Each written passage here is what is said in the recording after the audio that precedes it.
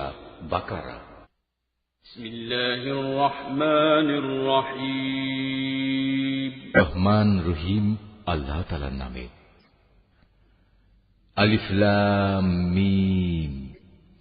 এই সেই মহাগ্রন্থ আল কোরআন, তাতে কোনো সন্দেহ নেই। যারা আল্লাহ তাআলাকে ভয় করে, এই কিতাব কেবল তাদের জন্যই পথ প্রদর্শক। যারা না দেখে আল্লাহ তাআলাকে বিশ্বাস করে, যারা নামাজ প্রতিষ্ঠা করে, তাদের আমি যা কিছু দান করেছি তারা তা থেকে আমারই নির্দেশিত পথে ব্যয় করে। যারা তোমার উপর যা কিছু নাজিল করা হয়েছে তার উপর ঈমান আনে তোমার আগে নবীদের উপর যা কিছু নাজিল করা হয়েছে তার উপর। সর্বোপরি তারা পরকালের উপরও দৃঢ় বিশ্বাস রাখে। সত্যিকার অর্থে এই লোকগুলোই তাদের মালিকের দেখানো সঠিক পথের উপর রয়েছে এবং এরাই হচ্ছে সফলকাম।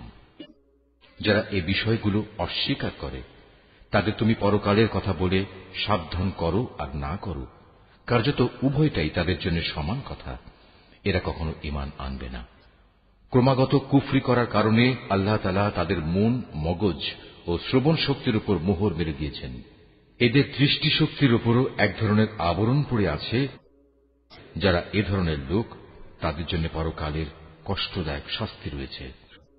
মানুষদের মাঝে কিছু লোক এমনও আছে যারা মুখে বলে, আমরা আল্লাহ তাআলা ও পরকালের উপর ঈমান এনেছি, কিন্তু এদের কর্মকাণ্ড দেখলে তুমি বুঝতে পারবে এরা মোটেই ঈমানদার নয়। মুখে ঈমানের দাবি করে এরা আল্লাহ তাআলা ও তার নেক বান্দাদের সাথে প্রতারণা করে যাচ্ছে। মূলত এ কাজের মাধ্যমে তারা অন্য কাউকে নয়, নিজেদেরই ধোঁকা দিয়ে যাচ্ছে, যদিও এ ব্যাপারে তাদের কোনো প্রকারের চৈতন্য নেই। আসলে এদের মনের ভেতর রয়েছে এক ধরনের মারাত্মক ব্যাধি। প্রতারণার কারণে আল্লাহ তাআলা এদের সে ব্যাধি বাড়িয়ে দিয়েছেন। তাদের জন্য রয়েছে আল্লাহ তাআলার পক্ষ থেকে পীড়াদায়ক আযাব, কেননা তারা মিথ্যা বলছিল। তাদের যখন বলা হয়, তোমরা এই শান্তিপূর্ণ জমিনে অশান্তি ও বিপর্যয় সৃষ্টি করো না, তখন তারা বলে, না, আমরাই তো হচ্ছি বরং সংশোধনকারী। অথচ এরাই হচ্ছে জমিনে যাবতীয় বিপর্যয় সৃষ্টিকারী, যদিও তারা এ ব্যাপারে কোনো চৈতন্য রাখে না।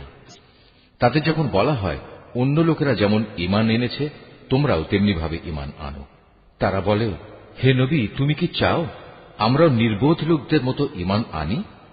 আসলে নির্বোধ তো হচ্ছে এরা নিজেরাই, যদিও তারা এই কথাটা জানে না। মুনাফিকদের অবস্থা হচ্ছে, তারা যখন ঈমানদার লোকদের সাথে মিলিত হয় তখন বলে, আমরা ঈমান এনেছি। আবার যখন একাকী তাদের শয়তানদের সাথে মিলিত হয় তখন বলে, আমরা তো তোমাদের সাথেই আছি। ঈমানের কথা বলে ওদের সাথে আমরা ঠাট্টা করছি মাত্র। মূলত আল্লাহ তাআলাই তাদের সাথে ঠাট্টা করে যাচ্ছেন। আল্লাহ তাআলাই তাদের অবকাশ দিয়ে রেখেছেন। তারা তাদের বিদ্রোহে বিভ্রান্তের ন্যায় ঘুরে বেড়াচ্ছে, জেনে বুঝে হিদায়াতের বিনিময়ে গোমরাহি কিনে নিয়েছে। তাদের এ ব্যবসাটা কিন্তু মোটেই লাভজনক হয়নি এবং এরা সঠিক পথের অনুসারীও নয়। এদের উদাহরণ হচ্ছে সে হতভাগ্য ব্যক্তির মতো, যে অন্ধকারে আগুন জ্বালাতে চাইল, যখন তা তার গোটা পরিবেশটাকে আলোকোজ্জ্বল করে দিল, তখন হঠাৎ করে আল্লাহ তাআলা তাদের কাছ থেকে আলোটুকু ছিনিয়ে দিলেন এবং তাদের এমন অন্ধকারে ফেলে রাখলেন যে তারা কিছুই দেখতে পেল না। এদের অবস্থা হচ্ছে, এরা কানেও শোনে না, চোখেও দেখে না, মুখ দিয়ে কথাও বলতে পারে না। অতএব এসব লোক সঠিক পথের দিকে ফিরে আসবে না। বা এদের উদাহরণ হচ্ছে আসমান থেকে নেমে আসা বৃষ্টির মতো, এর মাঝে রয়েছে আবার অন্ধকার, মেঘের গর্জন ও বিদ্যুতের চমক। বিদ্যুৎ গর্জন ও মৃত্যুর ভয়ে এরা নিজেদের কানে নিজেদের আঙুল ঢুকিয়ে রাখে। এরা জানে না আল্লাহ তাআলা কাফিরদের সকল দিক থেকেই ঘিরে রেখেছেন, তাতে এদের অবস্থা নাজুক হয়ে পড়ে। মনে হয় এখনই বিদ্যুৎ এদের চোখ নিষ্প্রভ করে দেবে। এই আতঙ্কজনক অবস্থায় আল্লাহ তাআলা যখন এদের জন্য একটু আলো জ্বালিয়ে দেন, তখন এরা সেদিকে চলতে থাকে। আবার যখন তিনি তাদের উপর অন্ধকার চাপিয়ে দেন, তখন এরা একটু থমকে দাঁড়ায়। অথচ আল্লাহ তাআলা চাইলে সহজেই তাদের শোনার ও দেখার ক্ষমতা ছিনিয়ে নিতে পারতেন। নিশ্চয়ই তিনি সর্বশক্তিমান। হে মানুষ, তোমরা সেই মহান আল্লাহ তাআলার দাসত্ব স্বীকার করো, যিনি তোমাদের এবং তোমাদের আগে যারা ছিল তাদের সবাইকে পয়দা করেছেন। আশা করা যায় এর ফলে তোমরা যাবতীয় সংকট থেকে বেঁচে থাকতে পারবে। তিনি সে মহান সত্তা, যিনি জমিনকে তোমাদের জন্য শয্যা বানালেন, আসমানকে বানালেন ছাদ এবং আসমান থেকে পানি পাঠালেন, তার সাহায্যে তিনি নানা প্রকারের ফলমূল উৎপাদন করে তোমাদের জীবিকার ব্যবস্থা করলেন। অতঃপর তোমরা জেনে বুঝে এসব কাজে আল্লাহ তাআলার সাথে কাউকে শরীক করো না। আর বান্দার উপর যে কিতাব নাজিল করেছি তার সত্যতার ব্যাপারে যদি তোমাদের কোনো সন্দেহ থাকে তাহলে যাও, তার মতো করে একটি সূরা তোমরাও রচনা করে নিয়ে এসো। এক আল্লাহ ছাড়া তোমাদের আর যেসব বন্ধু বান্ধব রয়েছে তাদেরও প্রয়োজনে সহযোগিতার জন্য ডাকো, যদি তোমরা তোমাদের দাবিতে সত্যবাদী হও। কিন্তু তোমরা যদি তা না করতে পারো, এবং আমি জানি তোমরা তা কখনই করতে পারবে না, তাহলে তোমরা দোজখের সেই কঠিন আগুনকে ভয় করো যার ইন্ধন হবে মানুষ ও পাথর। আল্লাহ তাআলাকে যারা অস্বীকার করে তাদের জন্যই এটা প্রস্তুত করে রাখা হয়েছে। অতঃপর যারা এই কিতাবের উপর ঈমান এনেছে এবং ভালো কাজ করেছে তাদের তুমি হে নবী সুসংবাদ দাও এমন এক জান্নাতের যার নিচ দিয়ে ঝর্ণা প্রবাহিত হতে থাকবে। যখনই তাদের এই জান্নাতের কোন একটি ফল দেয়া হবে তখনই তারা বলবে, এ ধরনের ফল তো ইতিপূর্বেও আমাদের দেওয়া হয়েছিল। তাদের মূলত এমনি ধরনের জিনিসই সেখানে দেওয়া হবে। তাদের জন্য আরো সেখানে থাকবে পবিত্র সহধর্মী এবং সহধর্মিনী, এবং তারা সেখানে অনন্তকাল ধরে অবস্থান করবে। সত্য প্রমাণের জন্য আল্লাহ তাআলা মশা কিংবা তার চাইতে উপরে যা কিছু আছে তার উদাহরণ দিতেও লজ্জাবোধ করেন না। যারা আল্লাহর বাণীতে বিশ্বাস স্থাপন করে তারা জানে এ সত্য আল্লাহর কাছ থেকেই এসেছে। আর যারা আগেই সত্য অস্বীকার করেছে তারা একে না মানার অজুহাত দিতে গিয়ে বলে, আল্লাহ তাআলা এ উদাহরণ দ্বারা কি বুঝাতে চান? এভাবে একই ঘটনা দিয়ে আল্লাহ তাআলা অনেক লোককে গুমরাহিতে নিমজ্জিত করলেও বহু লোককে তিনি আবার এ দিয়ে হেদায়েতের পথও দেখান। আর কতিপয় পাপাচারী ব্যক্তি ছাড়া তিনি তা দিয়ে অন্য কাউকে গুমরাহিতে নিমজ্জিত করেন না। এরা হচ্ছে সেসব লোক যারা আল্লাহর ফরমান মেনে চলার প্রতিশ্রুতি দেওয়ার পর তা ভঙ্গ করে। ব্যক্তি ও সমাজ জীবনে আল্লাহ তাআলা যেসব সম্পর্কের ভিত মজবুত করতে বলেছেন তা তারা ছিন্ন করে।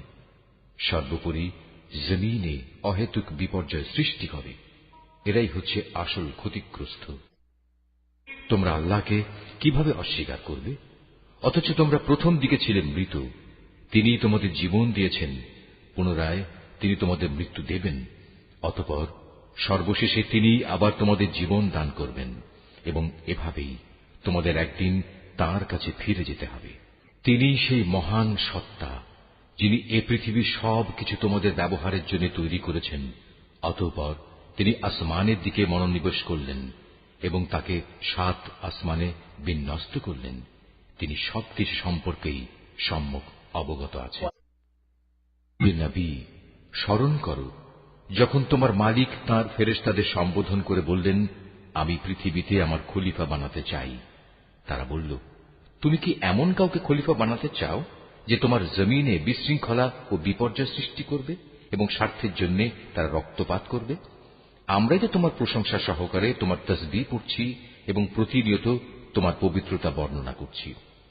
আল্লাহ তাআলা বললেন, আমি যা জানি তোমরা তা জানো না। আল্লাহ তাআলা অতঃপর তাঁর খলিফা আদমকে প্রয়োজনীয় সব জিনিসের নাম শিখিয়ে দিলেন।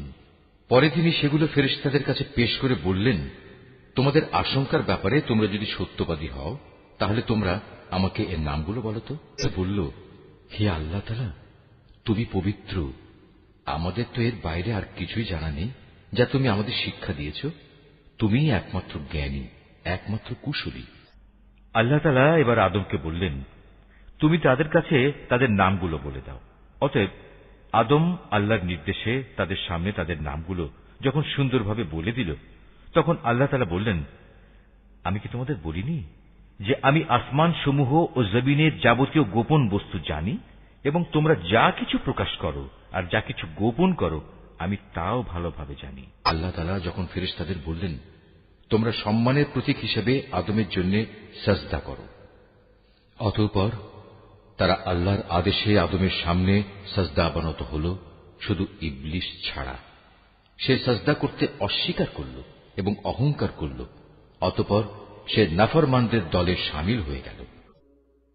আমি বললাম, হে আদম, তুমি এবং তোমার স্ত্রী পরম সুখে এই বেহেশতে বসবাস করতে থাকো, এবং এর নিয়ামত থেকে যা তোমাদের মন চায় তাই তোমরা স্বাচ্ছন্দ্যের সাথে আহার করো, তবে এই গাছটির পাশেও যেও না, অন্যথায় তোমরা দুজনই সীমা লঙ্ঘনকারীদের মধ্যে সামিল হয়ে যাবে।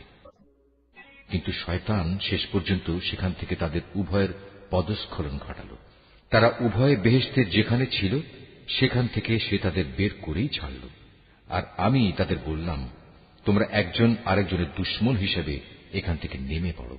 তোমাদের পরবর্তী বাসস্থান হবে পৃথিবী, সেখানে একটি নির্দিষ্ট সময় পর্যন্ত তোমাদের জন্য জীবনের যাবতীয় উপকরণ থাকবে।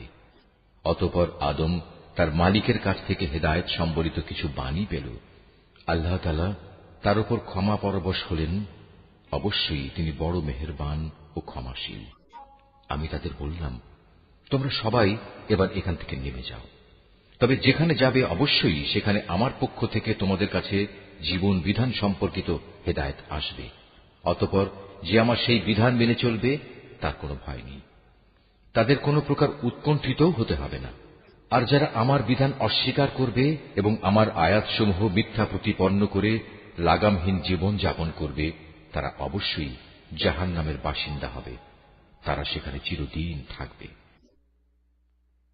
হে বনী ইসরাইল জাতি, তোমাদের উপর আমি যেসব নিয়ামত দিয়েছি তোমরা সেগুলো স্মরণ করো, আমার আনুগত্যের প্রতিশ্রুতি তোমরা পূর্ণ করো। আমিও এর বিনিময়ে তোমাদের দুনিয়া ও আখিরাতের পুরস্কারের প্রতিশ্রুতি পূর্ণ করব, এবং তোমরা একমাত্র আমাকেই ভয় করো।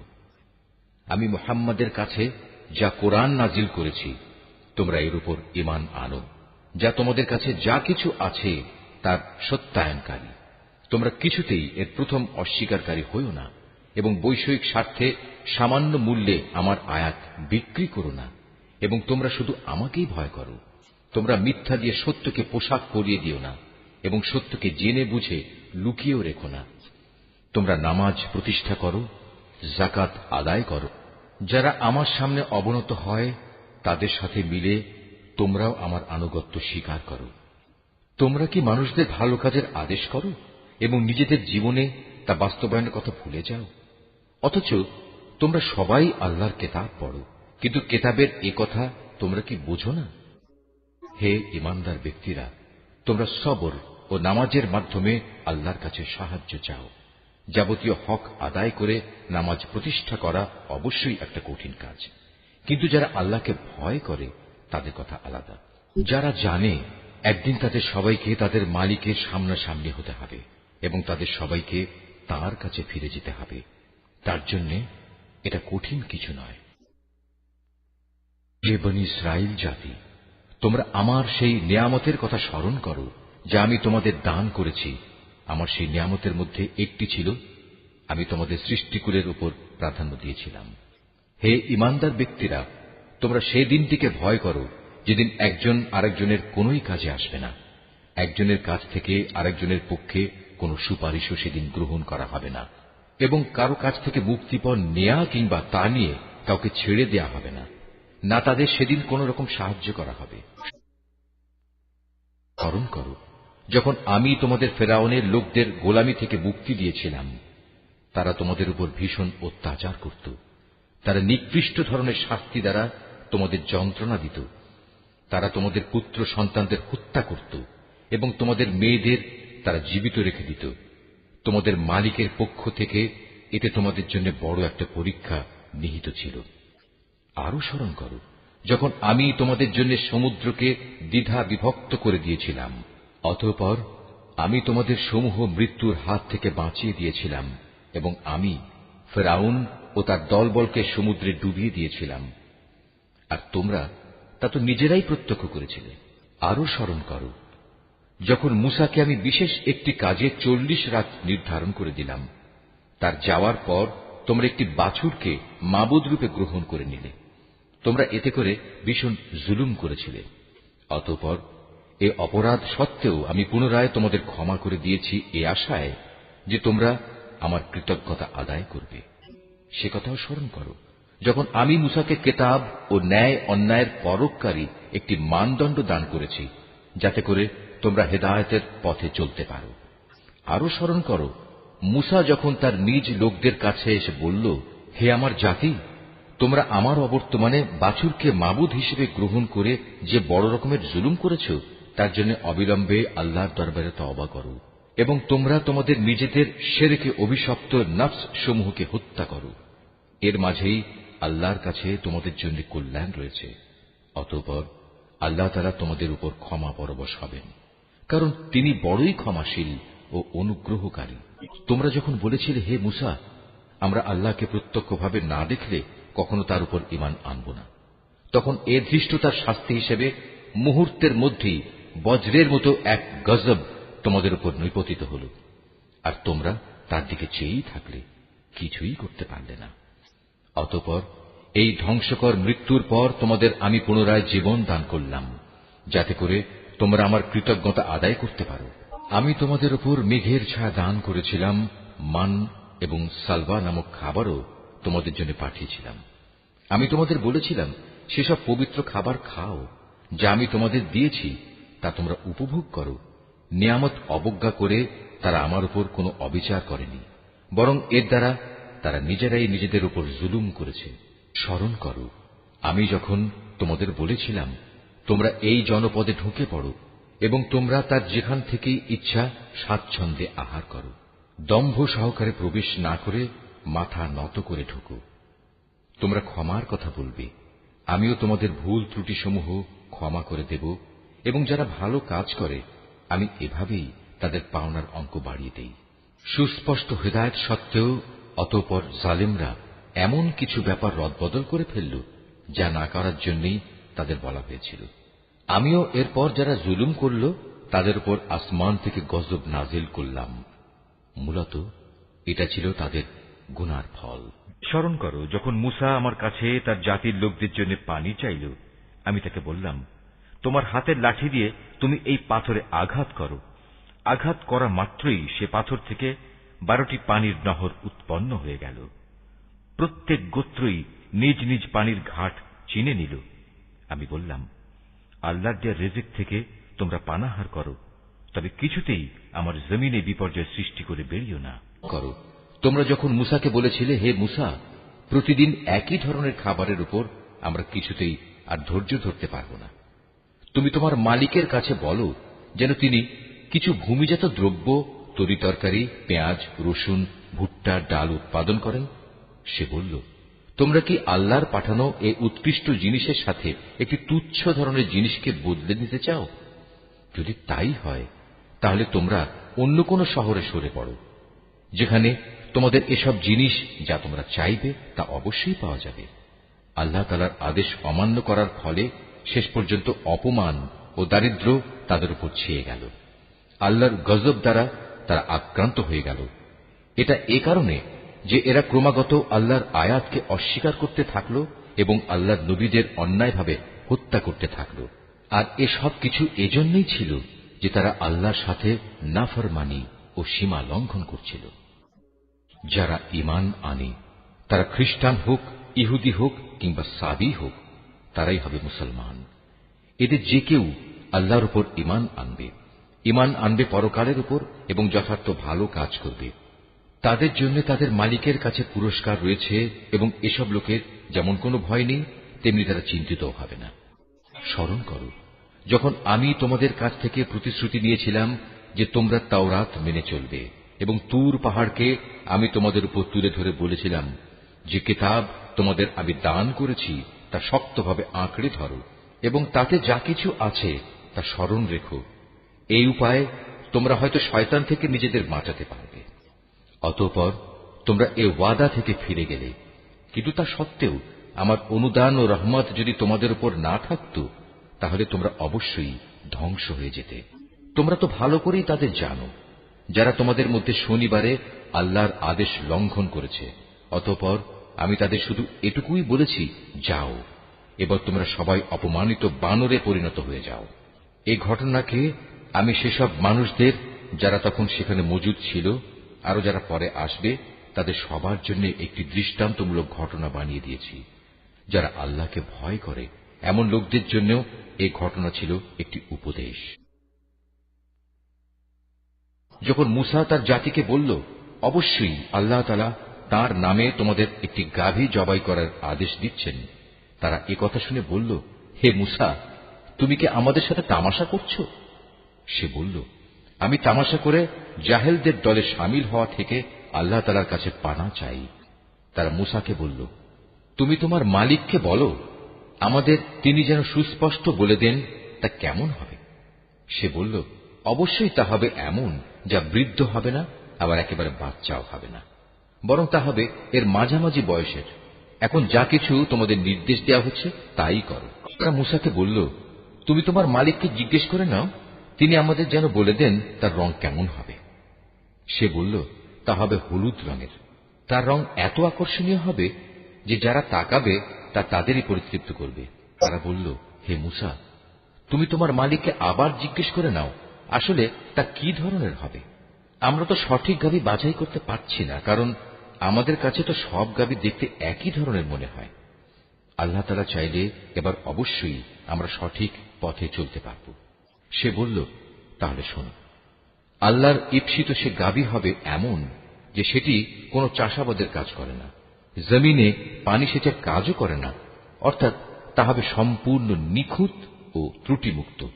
একথা শুনিয়ে তারা বলল, এতক্ষণে তুমি আমাদের সামনে সত্য ঘটনা নিয়ে এসেছ।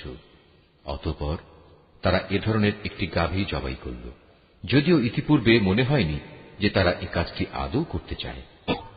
যখন তোমরা একজন লোককে হত্যা করেছিলে, অতঃপর সে ব্যাপারে তোমরা একে অপরের উপর হত্যার অভিযোগ আরোপ করতে শুরু করলে, অথচ আল্লাহ তাআলা সেই বিষয়ই মানুষের সামনে বের করে আনতে চাইলেন যা তোমরা লুকোবার চেষ্টা করেছিলে। হত্যাকারীকে খোঁজার জন্য আমি তোমাদের বললাম, কোরবানি করা সেই গাভীর শরীরের একাংশ দিয়ে তোমরা একে মৃদু আঘাত করো। এভাবেই আল্লাহ তাআলা মৃত ব্যক্তিকে জীবন দান করবেন এবং এই ঘটনা দ্বারা তিনি তোমাদের কাছে তাঁর জ্ঞানের নিদর্শনসমূহ তুলে ধরেন। আশা করা যায় তোমরা সত্য অনুধাবন করবে।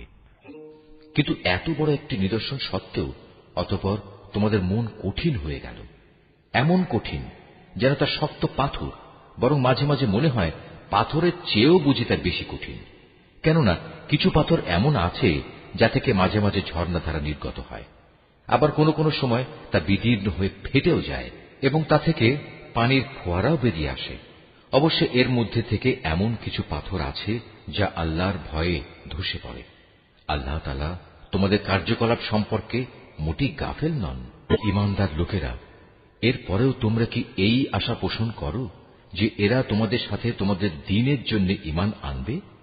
অথচ এদের একাংশ যুগ যুগ ধরে আল্লাহর কিতাব শুনে আসছে, অতঃপর তারা তাকে বিকৃত করছে, অথচ এরা ভালো করেই তা জানে। অবস্থা হচ্ছে, এরা যখন ঈমানদারদের সাথে সাক্ষাৎ করে তখন বলে, আমরা ঈমান এনেছি, কিন্তু এরাই আবার যখন গোপনে একে অপরের সাথে মিলিত হয় তখন বলে, তোমরা কি মুসলমানদের কাছে সেসব কথা প্রকাশ করে দাও যা আল্লাহ তাআলা মুহাম্মদের নবুয়ত সম্পর্কে আগেই তাওরাতে তোমাদের উপর ব্যক্ত করেছেন। খবরদার, তোমরা এমনটি কখনো করো না, তাহলে তারা একদিন তোমাদের মালিকের সামনে এটা দিয়েই তোমাদের বিরুদ্ধে সাক্ষ্য উত্থাপন করবে। তোমরা কি এটুকু কথাও বুঝতে পারো না? এরা কি জানে না আল্লাহর কিতাবে যা কিছু এরা গোপন করে, আবার নিজেদের স্বার্থে তারা যা প্রকাশ করে তা সবই আল্লাহ তাআলা জানেন। এদের আরেকটি দল যারা একান্ত অশিক্ষিত, নিরক্ষর, এরা আল্লাহর কিতাব সম্পর্কে কিছুই জানে না। আল্লাহর কিতাব যেন এদের কাছে একটি নিছক ধ্যান ধারণা সর্বস্ব পুস্তক মাত্র। এরা শুধু অমূলক ধারণাই করে থাকে। সেসব লোকের জন্য ধ্বংস অনিবার্য যারা হাত দিয়ে কিতাব লিখে নেয়, তারপর দুনিয়ার সামনে বলে এগুলো হচ্ছে আল্লাহ তাআলার পক্ষ থেকে অবতীর্ণ শরীয়তের বিধান। তাদের উদ্দেশ্য হচ্ছে যেন তা দিয়ে দুনিয়ার কিছু স্বার্থ তারা কিনে নিতে পারে। অতঃপর তাদের হাত যা কিছু রচনা করেছে তার জন্য তাদের ধ্বংস ও দুর্ভোগ, যা কিছু তারা উপার্জন করেছে তার জন্য তাদের দুর্ভোগ। নির্বোধ লোকেরা বলে, জাহান্নামের আগুন কখনোই আমাদের স্পর্শ করবে না, একান্ত যদি করেও তা হবে নির্দিষ্ট কয়েকটা দিনের জন্য মাত্র। হে নবী, তুমি তাদের বলো, তোমরা কি আল্লাহর কাছ থেকে এমন কোন প্রতিশ্রুতি আদায় করে নিয়েছ? আল্লাহ তাআলা তো কখনো তার প্রতিশ্রুতি ভঙ্গ করেন না। না তোমরা জেনে বুঝেই আল্লাহ তাআলা সম্পর্কে এমন সব কথা বলে বেড়াচ্ছ যা তোমরা নিজেরাই জানো না। হ্যাঁ, যে কোনো ব্যক্তি স্বেচ্ছায় অপরাধ করেছে এবং যাকে তার পাপ ঘিরে রেখেছে, এমন লোকেরাই হচ্ছে জাহান্নামের অধিবাসী, এবং সেখানে তারা চিরদিন অবস্থান করবে। আবার যারাই আল্লাহর উপর ঈমান আনবে এবং ভালো কাজ করবে, তারা বেহেশতবাসী হবে, তারা সেখানে চিরদিন থাকবে। যখন আমি বনী ইসরায়েলদের কাছ থেকে এ মর্মে প্রতিশ্রুতি নিয়েছিলাম যে তোমরা আল্লাহ তাআলা ছাড়া অন্য কারো ইবাদত করবে না এবং মাতা পিতার সাথে সৎ ব্যবহার করবে, আত্মীয় স্বজন, এতিম মিসকিনদের সাথে ভালো ব্যবহার করবে, মানুষদের সুন্দর কথা বলবে, নামাজ প্রতিষ্ঠা করবে, যাকাত প্রদান করবে, কিন্তু এ সত্ত্বেও তোমাদের মধ্যে সামান্য কিছু সংখ্যক লোক ছাড়া অধিকাংশই অতঃপর সেদিন ফিরে গেছ। এভাবেই তোমরা প্রতিশ্রুতি থেকে মুখ ফিরিয়ে নিয়েছিলে। তোমাদের কাছ থেকে আমি এ প্রতিশ্রুতিও নিয়েছিলাম যে তোমরা কেউ কারো রক্তপাত করবে না এবং নিজেদের লোকদের তাদের ঘর বাড়ি থেকে উচ্ছেদ করবে না। অতঃপর তোমরা তা স্বীকার করে নিয়েছিলে। তোমরা তো নিজেরাই এ সাক্ষ্য দিচ্ছ। পর এই তো হচ্ছে, তোমরা একে অপরকে তোমরা হত্যা করতে লাগলে। তোমাদের এক দলকে তোমরা তাদের ভিটে মাটি থেকে বিতাড়িত করে দিতে লাগলে। অন্যায় এবং জুলুম দ্বারা জালেমদের তোমরা তাদের উপর পৃষ্ঠপোষকতা করতে থাকলে। শুধু তাই নয়, কোন লোক যুদ্ধবন্দী হয়ে তোমাদের কাছে এলে তোমরা তাদের জন্য মুক্তিপণ দাবি করো, অথচ তাদের ঘরবাড়ি থেকে উচ্ছেদ করাটাই ছিল তোমাদের উপর অবৈধ কাজ এবং আল্লাহ তাআলাকে দেয়া প্রতিশ্রুতির লঙ্ঘন। তোমরা কি তাহলে আল্লাহর কিতাবের একাংশ বিশ্বাস করো এবং আরেকাংশ অবিশ্বাস করো? সাবধান, কখনো যদি কোনো জাতি কিংবা ব্যক্তি দ্বীনের অংশ বিশেষের উপর ঈমান আনয়নের এ আচরণ করে, তাদের শাস্তি এছাড়া আর কি হবে? যে পার্থিব জীবনে তাদের লাঞ্ছনা ভোগ করতে হবে, তাদের পরকালেও কঠিনতম আযাবের দিকে নিক্ষেপ করা হবে।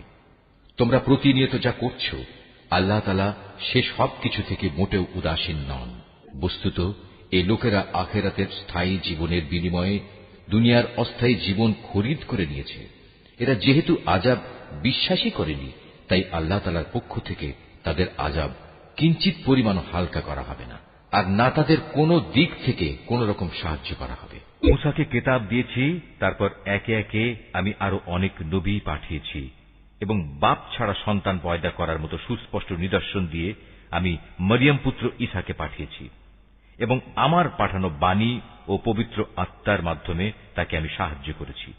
অথচ যখনই তোমাদের কাছে আল্লাহর কোন নবী আসত, তোমাদের মনোপুত না হলে তোমরা অহংকারের বশবর্তী হয়ে তাদের অস্বীকার করেছ। তাদের কাউকে তোমরা মিথ্যাবাদী বলেছ, আবার তাদের একদলকে তোমরা হত্যাও করেছ। তারা বলে, হিদায়াতের জন্য আমাদের মন ও তার দরজা বন্ধ হয়ে আছে। আসলে আল্লাহ তাআলাকে তাদের ক্রমাগত অস্বীকার করার কারণে তিনি তাদের উপর অভিসম্পাত করেছেন। অতঃপর তাদের সামান্য পরিমাণ লোকই আল্লাহর উপর ঈমান এনেছে। এখনই তাদের কাছে আল্লাহর কাছ থেকে কিতাব নাজিল হল, যা তাদের কাছে মজুদ কিতাবের সত্যতা স্বীকার করে।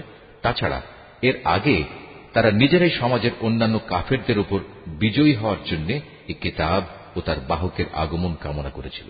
কিন্তু আজ যখন তা তাদের কাছে এলো এবং যা তারা যথাযথ চিনতেও পারল, তাই তারা অস্বীকার করল। যারা আল্লাহর কিতাব অস্বীকার করে, তাদের উপর আল্লাহর অভিসম্পাত নাজিল হোক। কত নিকৃষ্ট বস্তু সেটি, যার বিনিময়ে তারা তাদের নিজেদের মন প্রাণ বিক্রয় করে দিয়েছে। শুধু গোঁড়ামির বশবর্তী হয়েই তারা আল্লাহর নাজিল করা বিধান অস্বীকার করেছে, শুধু এ কারণে যে আল্লাহ তাআলা তার বান্দাদের মধ্যে থেকে যাকে চান তাকে নবুয়ত দিয়ে অনুগ্রহ করেন। তাদের এ কুফরির ফলে তারা ক্রোধের উপর ক্রোধে আক্রান্ত হল। আর কাফেরদের জন্য তো এমনই অপমানজনক শাস্তি রয়েছে। তাদের বলা হয়, আল্লাহ তাআলা যা কিছু নাজিল করেছেন তার উপর ঈমান আনো। তারা বলে, আমরা তো শুধু সেসব কিছুর উপর ঈমান আনি যা আমাদের বনী ইসরাইল জাতির উপর নাজিল করা হয়েছে। এর বাইরে যা তারা অস্বীকার করে, অথচ তা একান্ত সত্য, তা তাদের কাছে নাজিল করা আল্লাহর কথাগুলোকেও সত্য বলে স্বীকার করে। হে নবী, তুমি বলো, তোমরা যদি বিশ্বাসী হও তাহলে আল্লাহর নবীদের ইতিপূর্বে তোমরা কেন হত্যা করেছিলে? তোমাদের কাছে তো একসময় সুস্পষ্ট নিদর্শন সহকারে মূসাও নবী হয়ে এসেছিল, অথচ তার সামান্য কয়েকদিনের অনুপস্থিতির পরেই তোমরা একটি বাছুরকে মাবুদ হিসেবে গ্রহণ করে নিলে। কত বড় জালেম ছিলে তোমরা! আরো স্মরণ করো, যখন আমি তোমাদের কাছ থেকে একটি প্রতিশ্রুতি আদায় করেছিলাম, তোমাদের মাথার উপর তুর পাহাড় তুলে ধরে আমি বলেছিলাম যা কিছু বিধি বিধান আমি তোমাদের দিয়েছি তা শক্ত করে আঁকড়ে ধরো এবং আমার কথাগুলো শুনো। এর জবাবে তারা মুখে তো বলল, হ্যাঁ আমরা তোমার কথা শুনেছি, কিন্তু বাস্তব জীবনে তা অস্বীকার করে বলল, আমরা তা অমান্য করলাম। আসলে আল্লাহ তাআলাকে তাদের অস্বীকার করার কারণে সেই বাছুরকে মাবুদ বানানোর নেশা তখনও তাদের মনকে আকৃষ্ট করে রেখেছিল। তুমি তাদের বলো, যদি তোমরা সত্যি মোমেন হও তাহলে বলতে পারো, এটা কত খারাপ ঈমান যা একজন ব্যক্তিকে এ ধরনের কাজের আদেশ দেয়। যদি তোমরা মনে করো অন্যদের বদলে পরকালের নিবাস আল্লাহর কাছে শুধু তোমাদের জন্য নির্দিষ্ট, তাহলে যাও, তা পাওয়ার জন্য তোমরা মৃত্যু কামনা করো, যদি তোমরা সত্যবাদী হও। হে নবী, তুমি জেনে রাখো, এরা কখনোই কামনা করবে না আল্লাহর সাথে যে আচরণ এরা করেছে, এবং নিজেদের হাত দিয়ে এরা যা কিছু অর্জন করেছে তার পরিণাম জানার পর এরা কখনো তা কামনা করবে না। আল্লাহ তাআলা জালেমদের ভালো করে জানেন। সত্যি কথা হচ্ছে, এদেরকেই বরং তুমি দেখতে পাবে বেঁচে থাকার ব্যাপারে এরা বেশি লোভী। আল্লাহ তাআলার সাথে যারা শিরক করে, এ বনী ইসরায়েলের লোকেরা তাদের চেয়েও এক কদম অগ্রসর। এদের প্রত্যেক ব্যক্তি 1000 বছর জীবিত থাকতে চায়, কিন্তু যত দীর্ঘ জীবনই এদের দেয়া হোক না কেন, তা কখনো এদের তার অবশ্যম্ভাবী আযাব থেকে বাঁচাতে পারবে না। আল্লাহ তাআলা এদের যাবতীয় কাজকর্ম পুঙ্খানুপুঙ্খ পর্যবেক্ষণ করেন। হে নবী, তুমি বলো, কে সে ব্যক্তি যে জিব্রাইলের শত্রু হতে পারে, অথচ সে তো আল্লাহর আদেশে আল্লাহর বাণীসমূহ তোমার অন্তঃকরণে নাজিল করে দেয়, তাও এমন এক বাণী যা তাদের কাছে মজুদ বিষয়সমূহের সত্যতা স্বীকার করে। সর্বোপরি এ হচ্ছে মোমেনদের জন্য সুসংবাদবাহী গ্রন্থ। যারা আল্লাহর শত্রু তার বাণীবাহক ফেরেশতার ও নবী রসুলের শত্রু জিব্রাইলের ও মিকাইলের, তারা একদিন এ কথাটা বুঝতে পারবে। স্বয়ং আল্লাহ তাআলাই হচ্ছেন কাফেরদের বড় শত্রু। আমি তোমার কাছে সুস্পষ্ট নিদর্শন পাঠিয়েছি, পাপী ব্যক্তিরা ছাড়া এ সবকিছু কেউই অস্বীকার করতে পারে না। কিংবা যখনই তারা আল্লাহর সাথে কোনো ওয়াদা করেছে তখনই তাদের এক দল তা ভঙ্গ করেছে। আসলে তাদের অধিকাংশই ঈমানদার ছিল না। যখনই তাদের কাছে আল্লাহর পক্ষ থেকে কোনো নবী আসে এবং যে তাদের কাছে আগের কিতাবে যেসব কথা মজুদ রয়েছে তার সত্যতা স্বীকার করে, তখনই সেই আগের কিতাবের ধারকদের একটি দল পূর্ববর্তী কিতাবের কথাগুলো এমনভাবে তাদের পেছনের দিকে ফেলে দিল যেন তারা এ ব্যাপারে কিছুই জানে না। আল্লাহর প্রতি অবজ্ঞা প্রদর্শন করেই এরা ক্ষান্ত হয়নি। জাদু মন্ত্রের এমন কিছু জিনিসও এরা অনুসরণ করতে শুরু করল যা শয়তান কর্তৃক সুলাইমান নবীর রাজত্বের সময় সমাজে চালু করা হয়েছিল। সত্য কথা হচ্ছে, সুলাইমান কখনো জাদুকে আল্লাহ বিরোধী কাজে ব্যবহার করে আল্লাহকে অস্বীকার করেনি। আল্লাহকে তো অস্বীকার করেছে সেসব অভিশপ্ত শয়তান যারা মানুষকে জাদুমন্ত্র শিক্ষা দিয়েছে। জাদু পাগল মানুষদের পরীক্ষার উদ্দেশ্যে আল্লাহ তাআলা হারুত মারুত নামে যে দুজন ফেরেশতাকে ব্যাবিলনে পাঠিয়েছেন, আল্লাহর সেই দুজন ফেরেশতা কাউকে যখনই এ বিষয়ের শিক্ষা দিত, প্রথমেই তারা এ কথাটা তাদের বলে দিত, আমরা তো হচ্ছি আল্লাহর পরীক্ষা মাত্র। অতএব কোন অবস্থায় তুমি এ বিদ্যা দিয়ে আল্লাহ তাআলাকে অস্বীকার করো না। এ সত্ত্বেও তারা তাদের কাছ থেকে এমন কিছু বিদ্যা শিখে নিয়েছিল যা দিয়ে এরা স্বামী স্ত্রীর মাঝে বিচ্ছেদের সৃষ্টি করত। যদিও আল্লাহর ইচ্ছা ছাড়া কোনো দিনই কেউ কারো সামান্যতম ক্ষতিও সাধন করতে পারবে না। তারা মূলত এমন কিছু শেখে যা তাদের কোনো উপকার যেমন করতে পারে না, তেমনি তা তাদের কোনো ক্ষতিও করতে পারে না। তারা যদি জানত শ্রম ও অর্থ দিয়ে যা তারা কিনে নিয়েছে পরকালে তার কোনো মূল্য নেই, তারা নিজেদের জীবনের পরিবর্তে যা ক্রয় করে নিয়েছে তা সত্যি নিকৃষ্ট। কত ভালো হতো যদি তারা কথাটা জানত। তারা যদি আল্লাহর উপর ঈমান আনত এবং তাঁকেই ভয় করত, তাহলে আল্লাহর পক্ষ থেকে তারা উৎকৃষ্টতম পুরস্কার পেত। কত ভালো হতো যদি তারা এটা অনুধাবন করত। হে ঈমানদার ব্যক্তিরা, ধৃষ্টতার সাথে কখনো বলো না, হে নবী, তুমি আমাদের কথা শোনো, বরং তার দৃষ্টি আকর্ষণ করার জন্য বলো, হে নবী, আমাদের প্রতি লক্ষ্য করো এবং তোমরা সর্বদা তার কথা শুনবে। মনে রাখবে, যারা তার কথা অমান্য করে তাদের জন্য অত্যন্ত বেদনাদায়ক শাস্তি রয়েছে।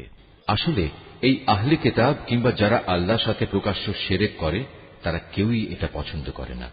যে তোমার কাছে তোমার মালিকের পক্ষ থেকে নবুয়তের মতো কোনো ভালো কিছু নাজিল হোক, কিন্তু তারা জানে না আল্লাহ তাআলা যাকে চান তাকেই তার অনুগ্রহে বিশেষভাবে বেছে নেন। আল্লাহ তাআলা অত্যন্ত অনুগ্রহশীল।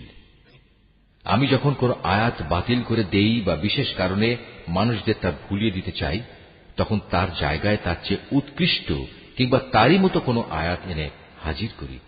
তুমি কি জানো না আল্লাহ তাআলা সবকিছুর উপর ক্ষমতাবান? তুমি কি জানো না আসমান সমূহ ও জমিনের সার্বভৌমত্ব একমাত্র আল্লাহ তাআলার জন্যই নির্দিষ্ট? তিনি ছাড়া তোমাদের কোনো বন্ধু নেই, কোনো সাহায্যকারীও নেই।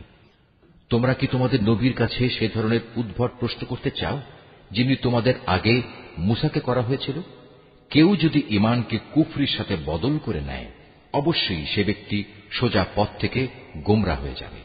আহলে কিতাবদের অনেকেই বিদ্বেষের কারণে চাইবে যেভাবেই হোক তোমাদের ঈমানের আলোর বদলে আবার সেই কুফরির অন্ধকারে ফিরিয়ে নিতে। এমনকি সত্য তাদের কাছে স্পষ্ট হয়ে যাওয়ার পরও তারা এ পথ থেকে বিরত হবে না। অতএব তাদের ব্যাপারে আল্লাহর সিদ্ধান্ত আসা পর্যন্ত তোমরা ক্ষমার নীতি অবলম্বন করো এবং তাদের সাথে ভালো ব্যবহার করো। আল্লাহ তাআলা সব কিছুর উপর অবশ্যই ক্ষমতাশালী। তোমরা নামাজ প্রতিষ্ঠা করো এবং যাকাত আদায় করো। এর মাধ্যমে যেসব নেকি তোমরা আল্লাহর কাছে অগ্রিম পাঠাবে, তার কাছে এর সবই তোমরা মজুদ পাবে। তোমরা যা কিছুই করো আল্লাহ তাআলা অবশ্যই এর সব কিছু দেখতে পান। তারা বলে ইহুদি ও খ্রিস্টান ছাড়া আর কেউই বেহেশতে যাবে না। আসলে এটা হচ্ছে তাদের মিথ্যা কল্পনা। তুমি হে নবী বলো, যদি তোমরা সত্যবাদী হও তাহলে তোমাদের দলিল প্রমাণ নিয়ে এসো। তবে হ্যাঁ, যে কোনো ব্যক্তি আল্লাহর সামনে নিজের সত্তাকে সমর্পণ করে দেবে এবং সে হবে অবশ্যই একজন নেককার মানুষ। তার জন্য তার মালিকের কাছে এর বিনিময় রয়েছে। তাদের কোনো ভয়ভীতি নেই, আর না সেদিন তাদের চিন্তান্বিত হতে হবে। ইহুদিরা বলে খ্রিস্টানরা কোনো কিছুর উপর প্রতিষ্ঠিত নয়, খ্রিস্টানরা বলে ইহুদিরা কোনো কিছুর উপর প্রতিষ্ঠিত নয়। অথচ এদের অবস্থা হচ্ছে এরা উভয়ই আল্লাহর কিতাব পাঠ করে, আদৌ আল্লাহর কিতাবের কোনো কিছুই জানে না। এমন লোকেরা আবার এদের উভয় সম্পর্কে একই ধরনের কথা বলে। তারা যে বিষয়ে মতবিরোধ করছে আল্লাহ তাআলা শেষ বিচারের দিনে সে বিষয়ে তাদের মাঝে মীমাংসা করে দেবেন। সে ব্যক্তির চেয়ে বড় জালেম আর কে আছে যে ব্যক্তি আল্লাহর ঘর মসজিদে তার নাম স্মরণ করতে বাধা দেয় এবং তার ধ্বংস সাধনে সচেষ্ট হয়। এ ধরনের লোকদের বস্তুত তাতে ঢোকার কোনো যোগ্যতাই নেই। তবে একান্ত ভীত সন্ত্রস্তভাবে ঢুকলে তা ভিন্ন কথা। তাদের জন্য পৃথিবীতে যেমন অপমান লাঞ্ছনা রয়েছে, তেমনি রয়েছে পরকালে কঠিনতম শাস্তি। এরা কেবলা বদলের ব্যাপারেও মতবিরোধ করেছিল, অথচ পূর্ব পশ্চিম সবই তো আল্লাহ তাআলার। তাছাড়া তোমরা যেদিকেই মুখ ফিরাবে সেদিকেই তো আল্লাহ তাআলা রয়েছেন। আল্লাহ তাআলা সর্বব্যাপী এবং জ্ঞানী। খ্রিস্টান লোকেরা বলে আল্লাহ তাআলা অমুককে নিজের সন্তান রূপে গ্রহণ করেছেন, অথচ যাবতীয় পবিত্রতা একান্তভাবে তাঁর। তিনি এ সব কিছুর অনেক ঊর্ধ্বে। আসমান সমূহ ও জমিনের সব কিছুই তাঁর জন্য। এর প্রতিটি বস্তুই তাঁর একান্ত অনুগত। আসমান সমূহ ও জমিনের তিনিই স্রষ্টা। যখন তিনি কোনো একটি বিষয়ের সিদ্ধান্ত করেন সে ব্যাপারে শুধু এটুকুই বলেন হও, আর সাথে সাথেই তা হয়ে যায়। যারা সঠিক কথা জানে না তারা বলে আল্লাহ তাআলা নিজে আমাদের সাথে কথা বলেন না কেন, অথবা এমন কোন নিদর্শন আমাদের কাছে কেন পাঠান না যার মাধ্যমে আমরা তাকে দেখতে পাব। এদের আগের লোকেরাও এদের মতো করেই কথা বলত। এদের সবার মন আসলে একই ধরনের। আল্লাহকে যারা দৃঢ়ভাবে বিশ্বাস করে আমি তাদের জন্য আমার নিদর্শন সমূহ সুস্পষ্ট করে পেশ করে দিয়েছি। অবশ্যই আমি তোমাকে সত্য দিন সহ পাঠিয়েছি আযাবের ভীতি প্রদর্শনকারী ও জান্নাতের সুসংবাদবাহী হিসেবে। জেনে রেখো, তোমাকে জাহান্নামের অধিবাসীদের দায় দায়িত্বের ব্যাপারে প্রশ্ন করা হবে না। ইহুদি ও খ্রিস্টানরা কখনো তোমার ওপর খুশি হবে না। হ্যাঁ, তুমি যদি কখনো তাদের দলের অনুসরণ করতে শুরু করো তখনই এরা খুশি হবে। তুমি তাদের বলে দাও আল্লাহ তাআলার হেদায়েতই হচ্ছে একমাত্র পথ।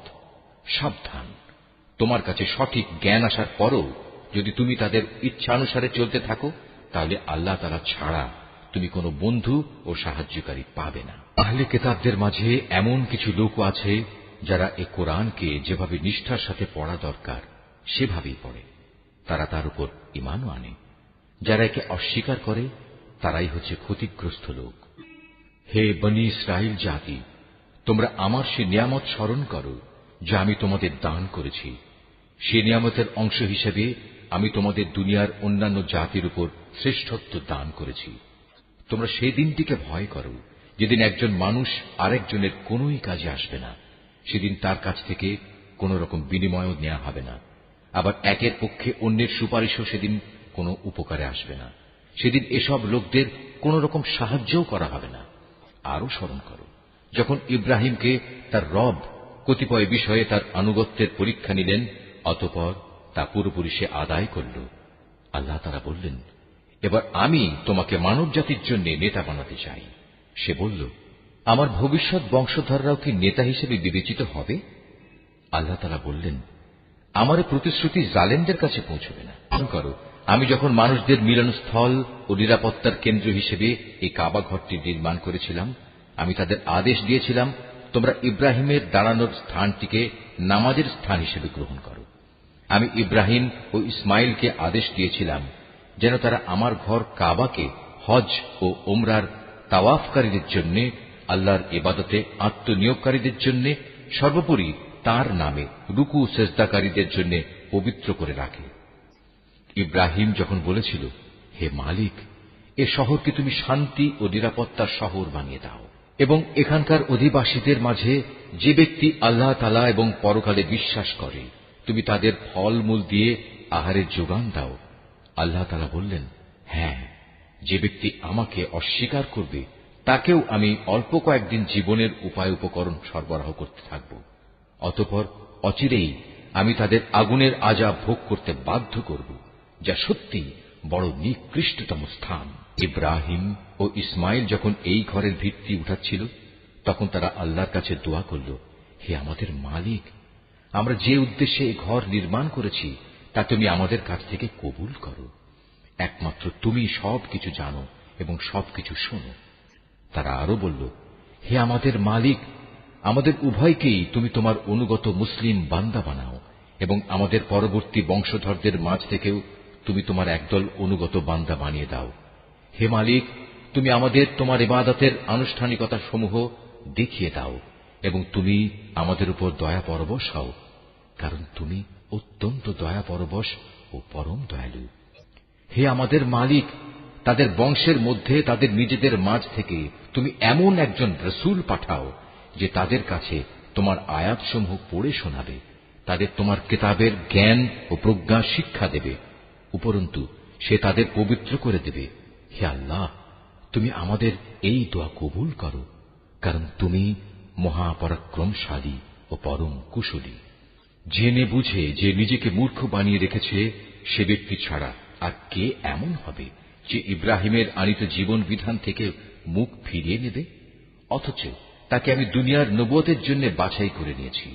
শেষ বিচারের দিনেও সে আমার নেক লোকদের মধ্যে শামিল হবে।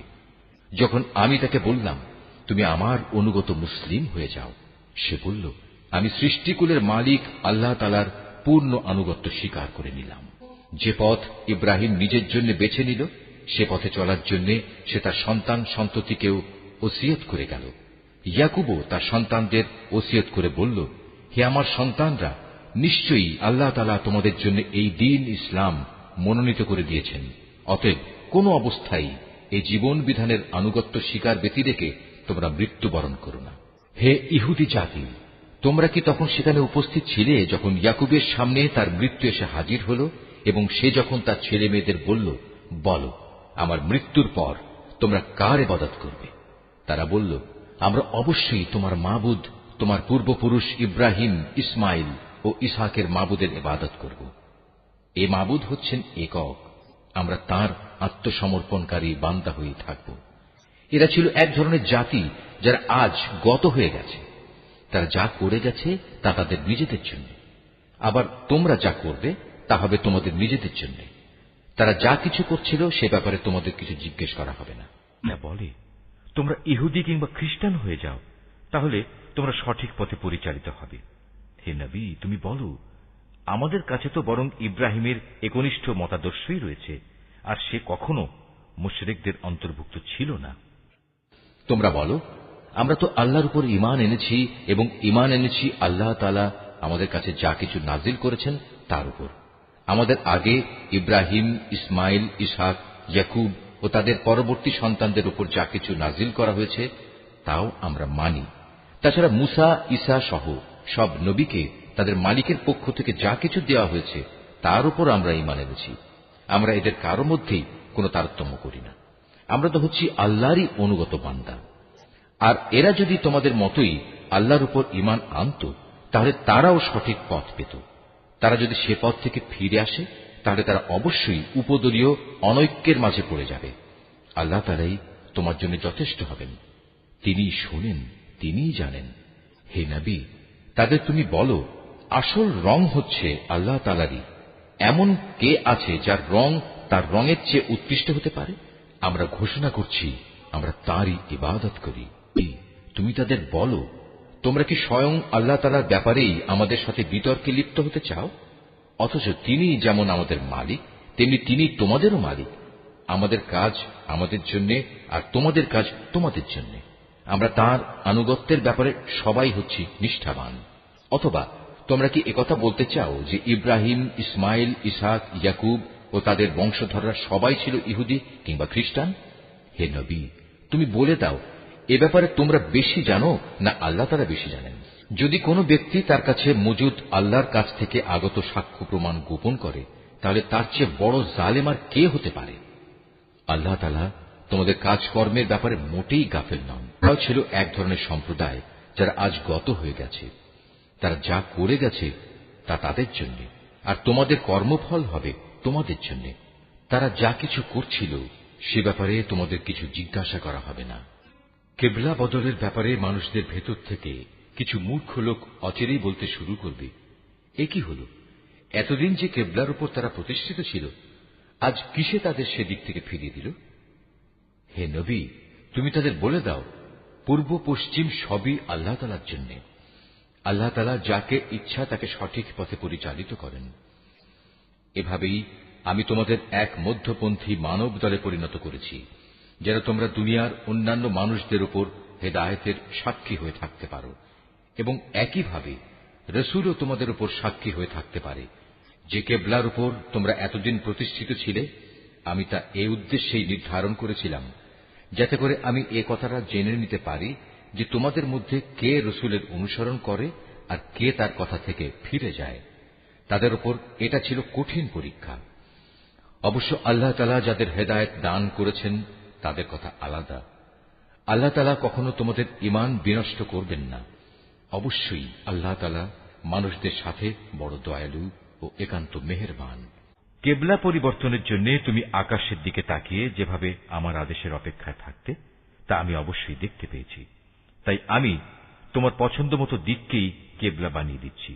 এখন থেকে তোমরা এই মর্যাদা সম্পন্ন মসজিদের দিকে ফিরে নামাজ আদায় করতে থাকবে। তোমরা যেখানেই থাকো না কেন, তোমাদের মুখমণ্ডল সেদিকেই ফিরিয়ে দেবে। এসব লোক যাদের কাছে আগেই কিতাব নাজিল করা হয়েছিল তারা ভালো করেই জানে এ ব্যাপারটা তোমার মালিকের পক্ষ থেকে আসা সম্পূর্ণ একটি সত্য ঘটনা। এ সত্ত্বেও তারা যে আচরণ করে যাচ্ছে, আল্লাহ তাআলা তা থেকে মোটেই অনবহিত নন। যাদের ইতিপূর্বে কিতাব দান করা হয়েছে তাদের সামনে যদি তুমি দুনিয়ার সব কয়টি প্রমাণও এনে হাজির করো, তারপরেও এরা তোমার কিবলার অনুসরণ করবে না, আর এরপর তুমিও তাদের কিবলার অনুসরণকারী হতে পারো না। তাছাড়া এদের এক দলও তো আরেক দলের কিবলার অনুসরণ করে না। আমার পক্ষ থেকে এই জ্ঞান তোমাদের কাছে পৌঁছার পর তুমি যদি তাদের ইচ্ছা আকাঙ্ক্ষার অনুসরণ করো, তাহলে অবশ্যই তুমি জালেমদের দলে শামিল হয়ে যাবে। আমি কিতাব দান করেছি, এরা তাকে এত ভালো করে চেনে যেমনি এরা চেনে আপন ছেলেদের। এদের একদল সত্য গোপন করার চেষ্টা করছে, অথচ এরা তো সবকিছু জানে। হে নবী, তুমি তাদের বলো, তোমার মালিকের পক্ষ থেকে এ হচ্ছে একমাত্র সত্য। সুতরাং কোন অবস্থায় তোমরা সন্দেহ পোষণকারীদের দলে শামিল হও না। প্রত্যেক জাতির জন্য ইবাদতের একটা দিক নির্দিষ্ট থাকে, যেদিকে সে জাতি মুখ করে দাঁড়ায়। অতএব তোমরা আসল কল্যাণের দিকে অগ্রসর হবার কাজে একে অপরের সাথে প্রতিযোগিতা করো। তোমরা যেখানেই থাকো না কেন, তিনি তোমাদের সবাইকে এক স্থানে এনে হাজির করবেন। অবশ্যই আল্লাহ তাআলা সব কিছুর উপর ক্ষমতাবান। তুমি যে কোনো স্থান থেকেই বেরিয়ে আসো না কেন, নামাজের জন্য মসজিদে হারামের দিকে মুখ ফেরাও, কেননা এটাই হচ্ছে আল্লাহ তাআলার কাছ থেকে কিবলা সংক্রান্ত সঠিক সিদ্ধান্ত। আর আল্লাহ তাআলা তোমাদের কার্যাবলী সম্পর্কে মোটেই উদাসীন নন। হে নবী, যেদিক থেকেই তুমি বেরিয়ে আসবে নামাজের জন্য, সেখান থেকেই মসজিদে হারামের দিকে মুখ ফিরিয়ে দাঁড়িয়ে যেও। এ সময় যেখানেই তুমি থাকো না কেন, সে কাবার দিকে মুখ ফিরিয়ে নেবে। তাহলে প্রতিপক্ষের লোকদের কাছে তোমাদের বিরুদ্ধে খাড়া করানোর মতো কোনো যুক্তি অবশিষ্ট থাকবে না। তাদের মধ্য থেকে যারা বাড়াবাড়ি করে তাদের কথা অবশ্য আলাদা। তোমরা এসব ব্যক্তিদের ভয় করো না, তোমরা বরং ভয় করো আমাকে, যাতে করে আমি তোমাদের উপর আমার নিয়ামত পূর্ণ করে দিতে পারি। এর ফলে তোমরাও সঠিক পথের সন্ধান পেতে পারো। সঠিক পথের সন্ধান দেওয়ার জন্যই আমি এভাবে তোমাদের কাছে, তোমাদের মাঝ থেকেই একজনকে রসুল করে পাঠিয়েছি, যে ব্যক্তি প্রথমত তোমাদের কাছে আমার আয়াত পড়ে শোনাবে, দ্বিতীয়ত সে তোমাদের জীবন পরিশুদ্ধ করে দেবে, এবং তৃতীয়ত সে তোমাদের আমার কিতাব ও তার অন্তর্নিহিত জ্ঞান শিক্ষা দেবে। সর্বোপরি সে তোমাদের এমন বিষয়সমূহের জ্ঞান দান করবে যা তোমরা কখনো জানতে না। অতএব এসব অনুগ্রহের জন্য তোমরা আমাকেই স্মরণ করো, তাহলে আমিও তোমাদের স্মরণ করব। তোমরা আমার কৃতজ্ঞতা আদায় করো এবং কখনো তোমরা আমার অকৃতজ্ঞ হইও না। হে মানুষ, তোমরা যারা ঈমান এনেছ, পরম ধৈর্য ও খালেস নামাজের মাধ্যমে তোমরা আমার কাছে সাহায্য প্রার্থনা করো। অবশ্যই আল্লাহ তাআলা ধৈর্যশীল মানুষদের সাথে আছেন। যারা আল্লাহ তাআলার পথে নিহত হয়েছে তাদের তোমরা কখনো মৃত বলো না, বরং তারাই হচ্ছে আসল জীবিত মানুষ। কিন্তু এ বিষয়টির কিছুই তোমরা জানো না। আমি অবশ্যই ঈমানের দাবিতে তোমাদের পরীক্ষা করব, কখনো ভয়ভীতি, কখনো ক্ষুধা অনাহার, কখনো তোমাদের জান মাল ও ফসলাদির ক্ষতি সাধন করে তোমাদের পরীক্ষা করা হবে। যারা ধৈর্যের সাথে এর মোকাবেলা করে, তুমি সে ধৈর্যশীলদের জান্নাতের সুসংবাদ দান করো। যখনই তাদের সামনে কোনো পরীক্ষা এসে হাজির হয়, তখনই তারা বলে, আমরা তো আল্লাহর জন্যেই, আমাদের তো একদিন আল্লাহর কাছেই ফিরে যেতে হবে। বস্তুত এরা হচ্ছে সেসব ব্যক্তি যাদের উপর রয়েছে তাদের মালিকের পক্ষ থেকে অগণিত রহমত ও অপার করুণা, আর এরাই সঠিক পথ প্রাপ্ত।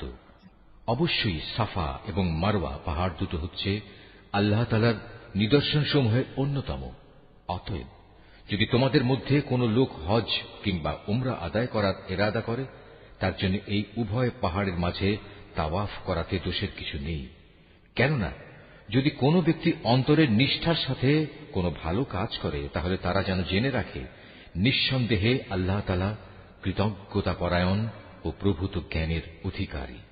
মানুষের জন্য যেসব বিধান আমি আমার কিতাবে বর্ণনা করে দিয়েছি, তারপর যারা আমার নাজিল করা সেসব সুস্পষ্ট নিদর্শন সমূহ ও পরিষ্কার পথ নির্দেশ গোপন করে, এরাই হচ্ছে সেসব লোক যাদের উপর আল্লাহ তাআলা অভিসম্পাত করেন। অভিশাপ বর্ষণ করে অন্যান্য অভিশাপকারীরাও, তবে তারা এ কাজ থেকে ফিরে আসবে এবং নিজেদের সংশোধন করে নেবে। খোলাখুলিভাবে তারা সেসব সত্য কথা প্রকাশ করবে যা এতদিন আহলে কিতাবরা গোপন করে আসছিল। এরাই হবে সেসব লোক যাদের উপর আমি দয়া পরবশ হব। আমি পরম ক্ষমাকারী, দয়ালু। যারা কুফরি করেছে এবং এই কাফের অবস্থায় মৃত্যুবরণ করেছে, তাদের উপর আল্লাহর অভিশাপ, ফেরেশতাদের অভিশাপ, সর্বোপরি অভিশাপ সমগ্র মানবকুলের। এই অভিশপ্ত অবস্থা নিয়েই এরা সেখানে চিরদিন থাকবে। শাস্তির মাত্রা এদের উপর থেকে বিন্দু মাত্র কম করা হবে না, তাদের কোন রকম অবকাশও দেয়া হবে না। তোমাদের মাবুদ হচ্ছেন একজন, তিনি ছাড়া দ্বিতীয় কোনো মাবুদ নেই। তিনি দয়ালু, তিনি মেহেরবান। নিঃসন্দেহে আসমান জমিনের সৃষ্টির মাঝে, রাত দিনের এই আবর্তনের মাঝে, মহাসাগরে ভাসমান জাহাজসমূহে যা মানুষের জন্য কল্যাণকর দ্রব্য সামগ্রী নিয়ে ঘুরে বেড়ায়, এর সব কয়টিতে আল্লাহ তাআলার নিদর্শন মজুদ রয়েছে। আরো আছে আল্লাহ তাআলা আকাশ থেকে বৃষ্টি আকারে যা কিছু নাজিল করেন সেই বৃষ্টির পানির মাঝে। ভূমির নির্জীব হওয়ার পর তিনি এ পানি দ্বারা তাতে নতুন জীবন দান করেন। অতঃপর এই ভূখণ্ডে সব ধরনের প্রাণীর তিনি আবির্ভাব ঘটান। অবশ্যই বাতাসের প্রবাহ সৃষ্টি করার মাঝে এবং সে মেঘমালা যা আসমান জমিনের মাঝে বশীভূত করে রাখা হয়েছে, তার মাঝে সুস্থ বিবেকবান সম্প্রদায়ের জন্য নিদর্শন রয়েছে। মানুষদের মাঝে কিছু সংখ্যক এমনও রয়েছে যে আল্লাহর বদলে অন্য কিছুকে তাঁর সমকক্ষ মনে করে। তারা তাদের তেমনি ভালোবাসে যেমনটি শুধু আল্লাহ তাআলাকেই তাদের ভালোবাসা উচিত। আর যারা সত্যিকার অর্থে আল্লাহ তাআলার উপর ঈমান আনে তারা তো তাকেই সর্বাধিক পরিমাণে ভালোবাসবে। যারা আল্লাহর আনুগত্য না করে বাড়াবাড়ি করছে, তারা যদি আযাব স্বচক্ষে দেখতে পেত তাহলে এরা বুঝতে পারত আসমান জমিনের সমুদয় শক্তি একমাত্র আল্লাহর জন্যই।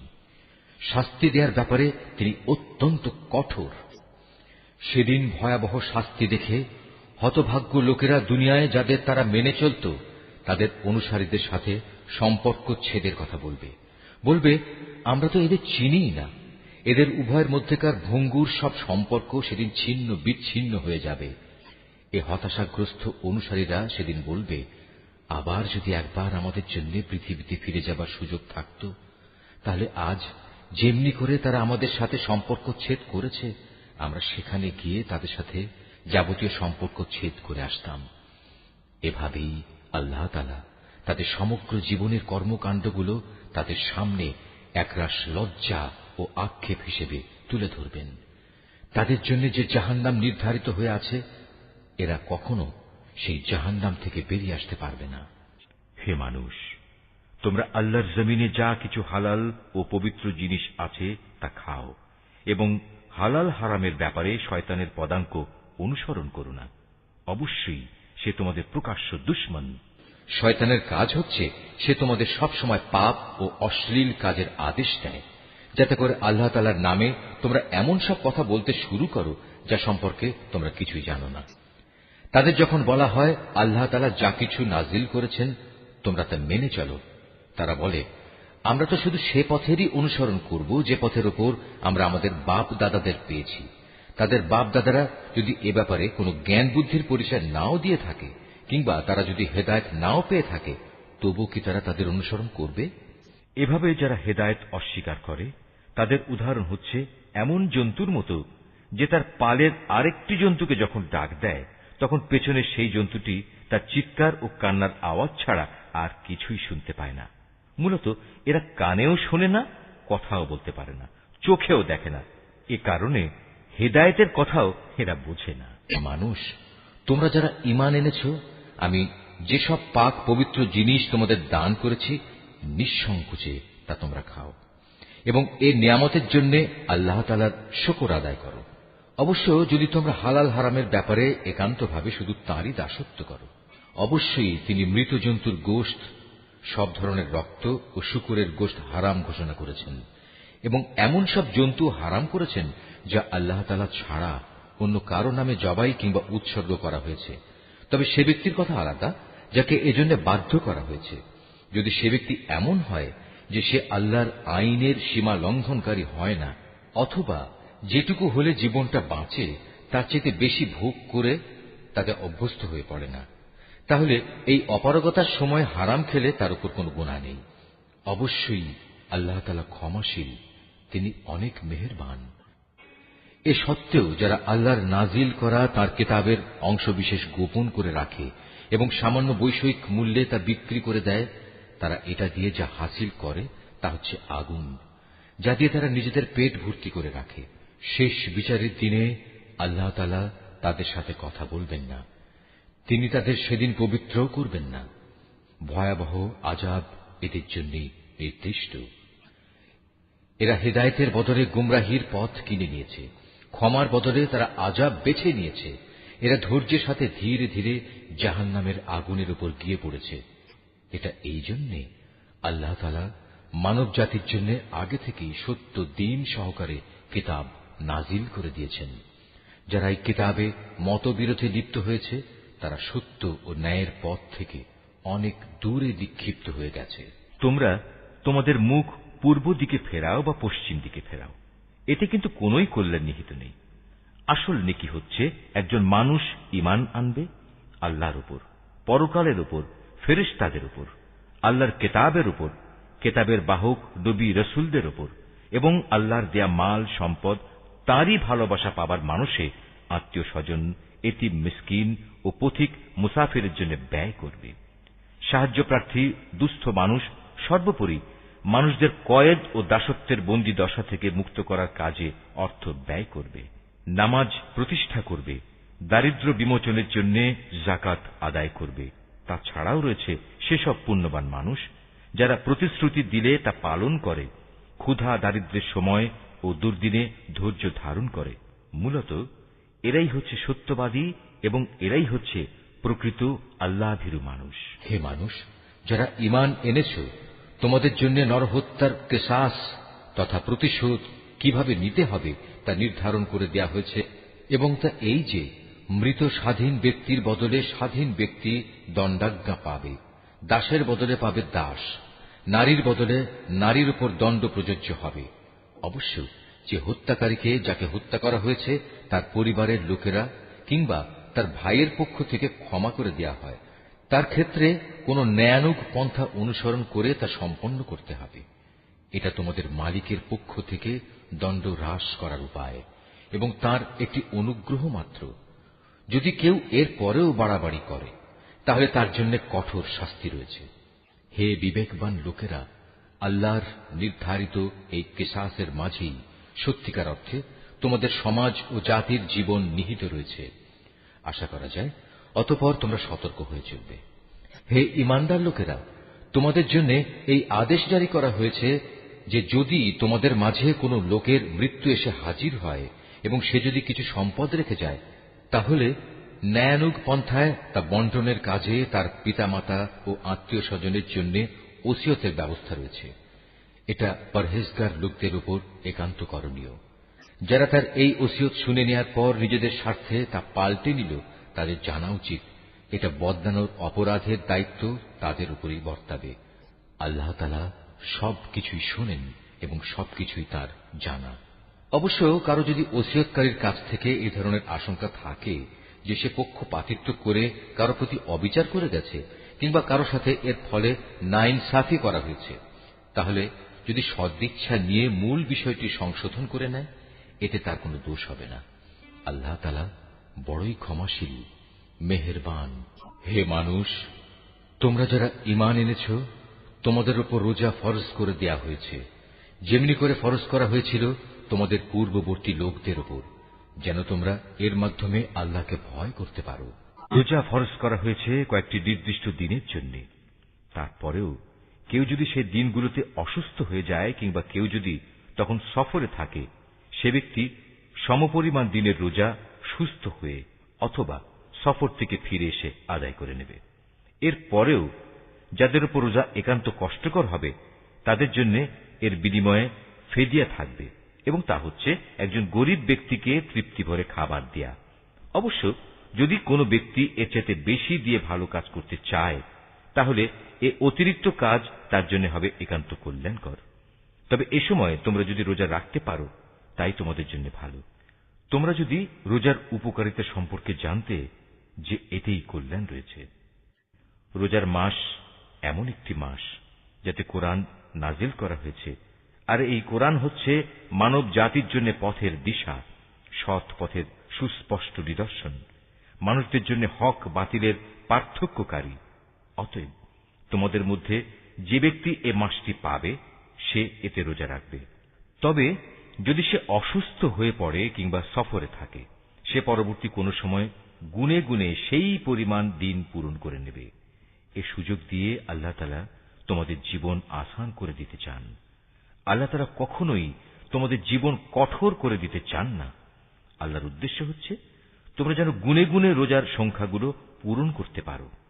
আল্লাহ তাআলা তোমাদের কোরআনের মাধ্যমে জীবন যাপনের যে পদ্ধতি শিখিয়েছেন, তার জন্য তোমরা তার মাহাত্ম্য বর্ণনা করতে এবং তার কৃতজ্ঞতা আদায় করতে পারো।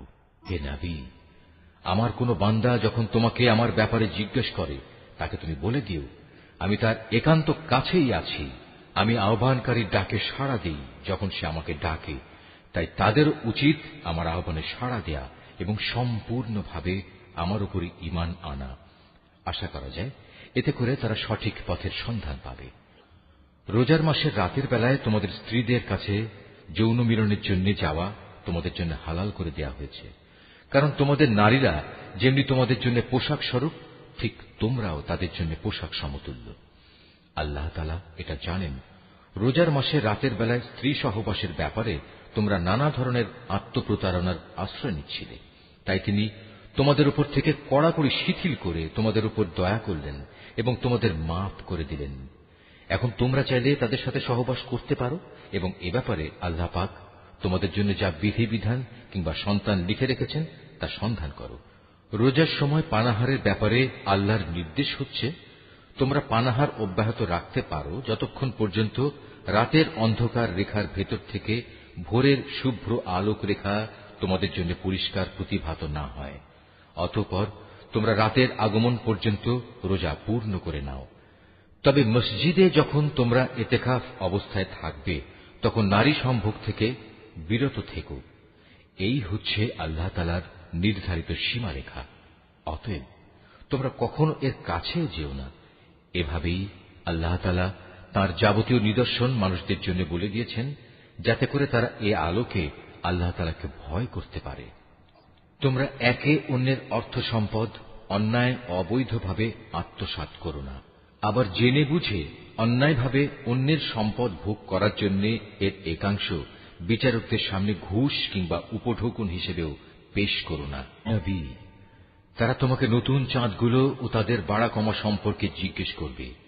তুমি তাদের বলে দাও, মূলত এগুলো হচ্ছে মানব জাতির জন্য একটি স্থায়ী সময় নির্ঘণ্ট, যার মাধ্যমে মানুষরা দিন তারিখ সম্পর্কে জানতে পারে। তাছাড়া এর মাধ্যমে লোকেরা হজের সময়সূচিও জেনে নিতে পারে। এহরাম বাঁধার পর পেছন দরজা দিয়ে ঘরে প্রবেশ করার মাঝে কোনো সওয়াব নেই। আসল নেকি হচ্ছে কে আল্লাহ তাআলাকে ভয় করল তা দেখা। এখন থেকে ঘরে ঢোকার সময় সামনের দুয়ার দিয়েই তোমরা আসা যাওয়া করো। তোমরা একমাত্র আল্লাহ তাআলাকে ভয় করবে। আশা করা যায় তোমরা কামিয়াব হতে পারবে। তোমরা আল্লাহ তাআলার পথে সেসব লোকের সাথে লড়াই করো যারা তোমাদের সাথে লড়াই করে, কিন্তু কোনো অবস্থায় সীমা লঙ্ঘন করো না, কারণ আল্লাহ তাআলা কখনো সীমা লঙ্ঘনকারীদের পছন্দ করেন না। যেখানেই তোমরা তাদের পাও সেখানেই তোমরা তাদের হত্যা করো।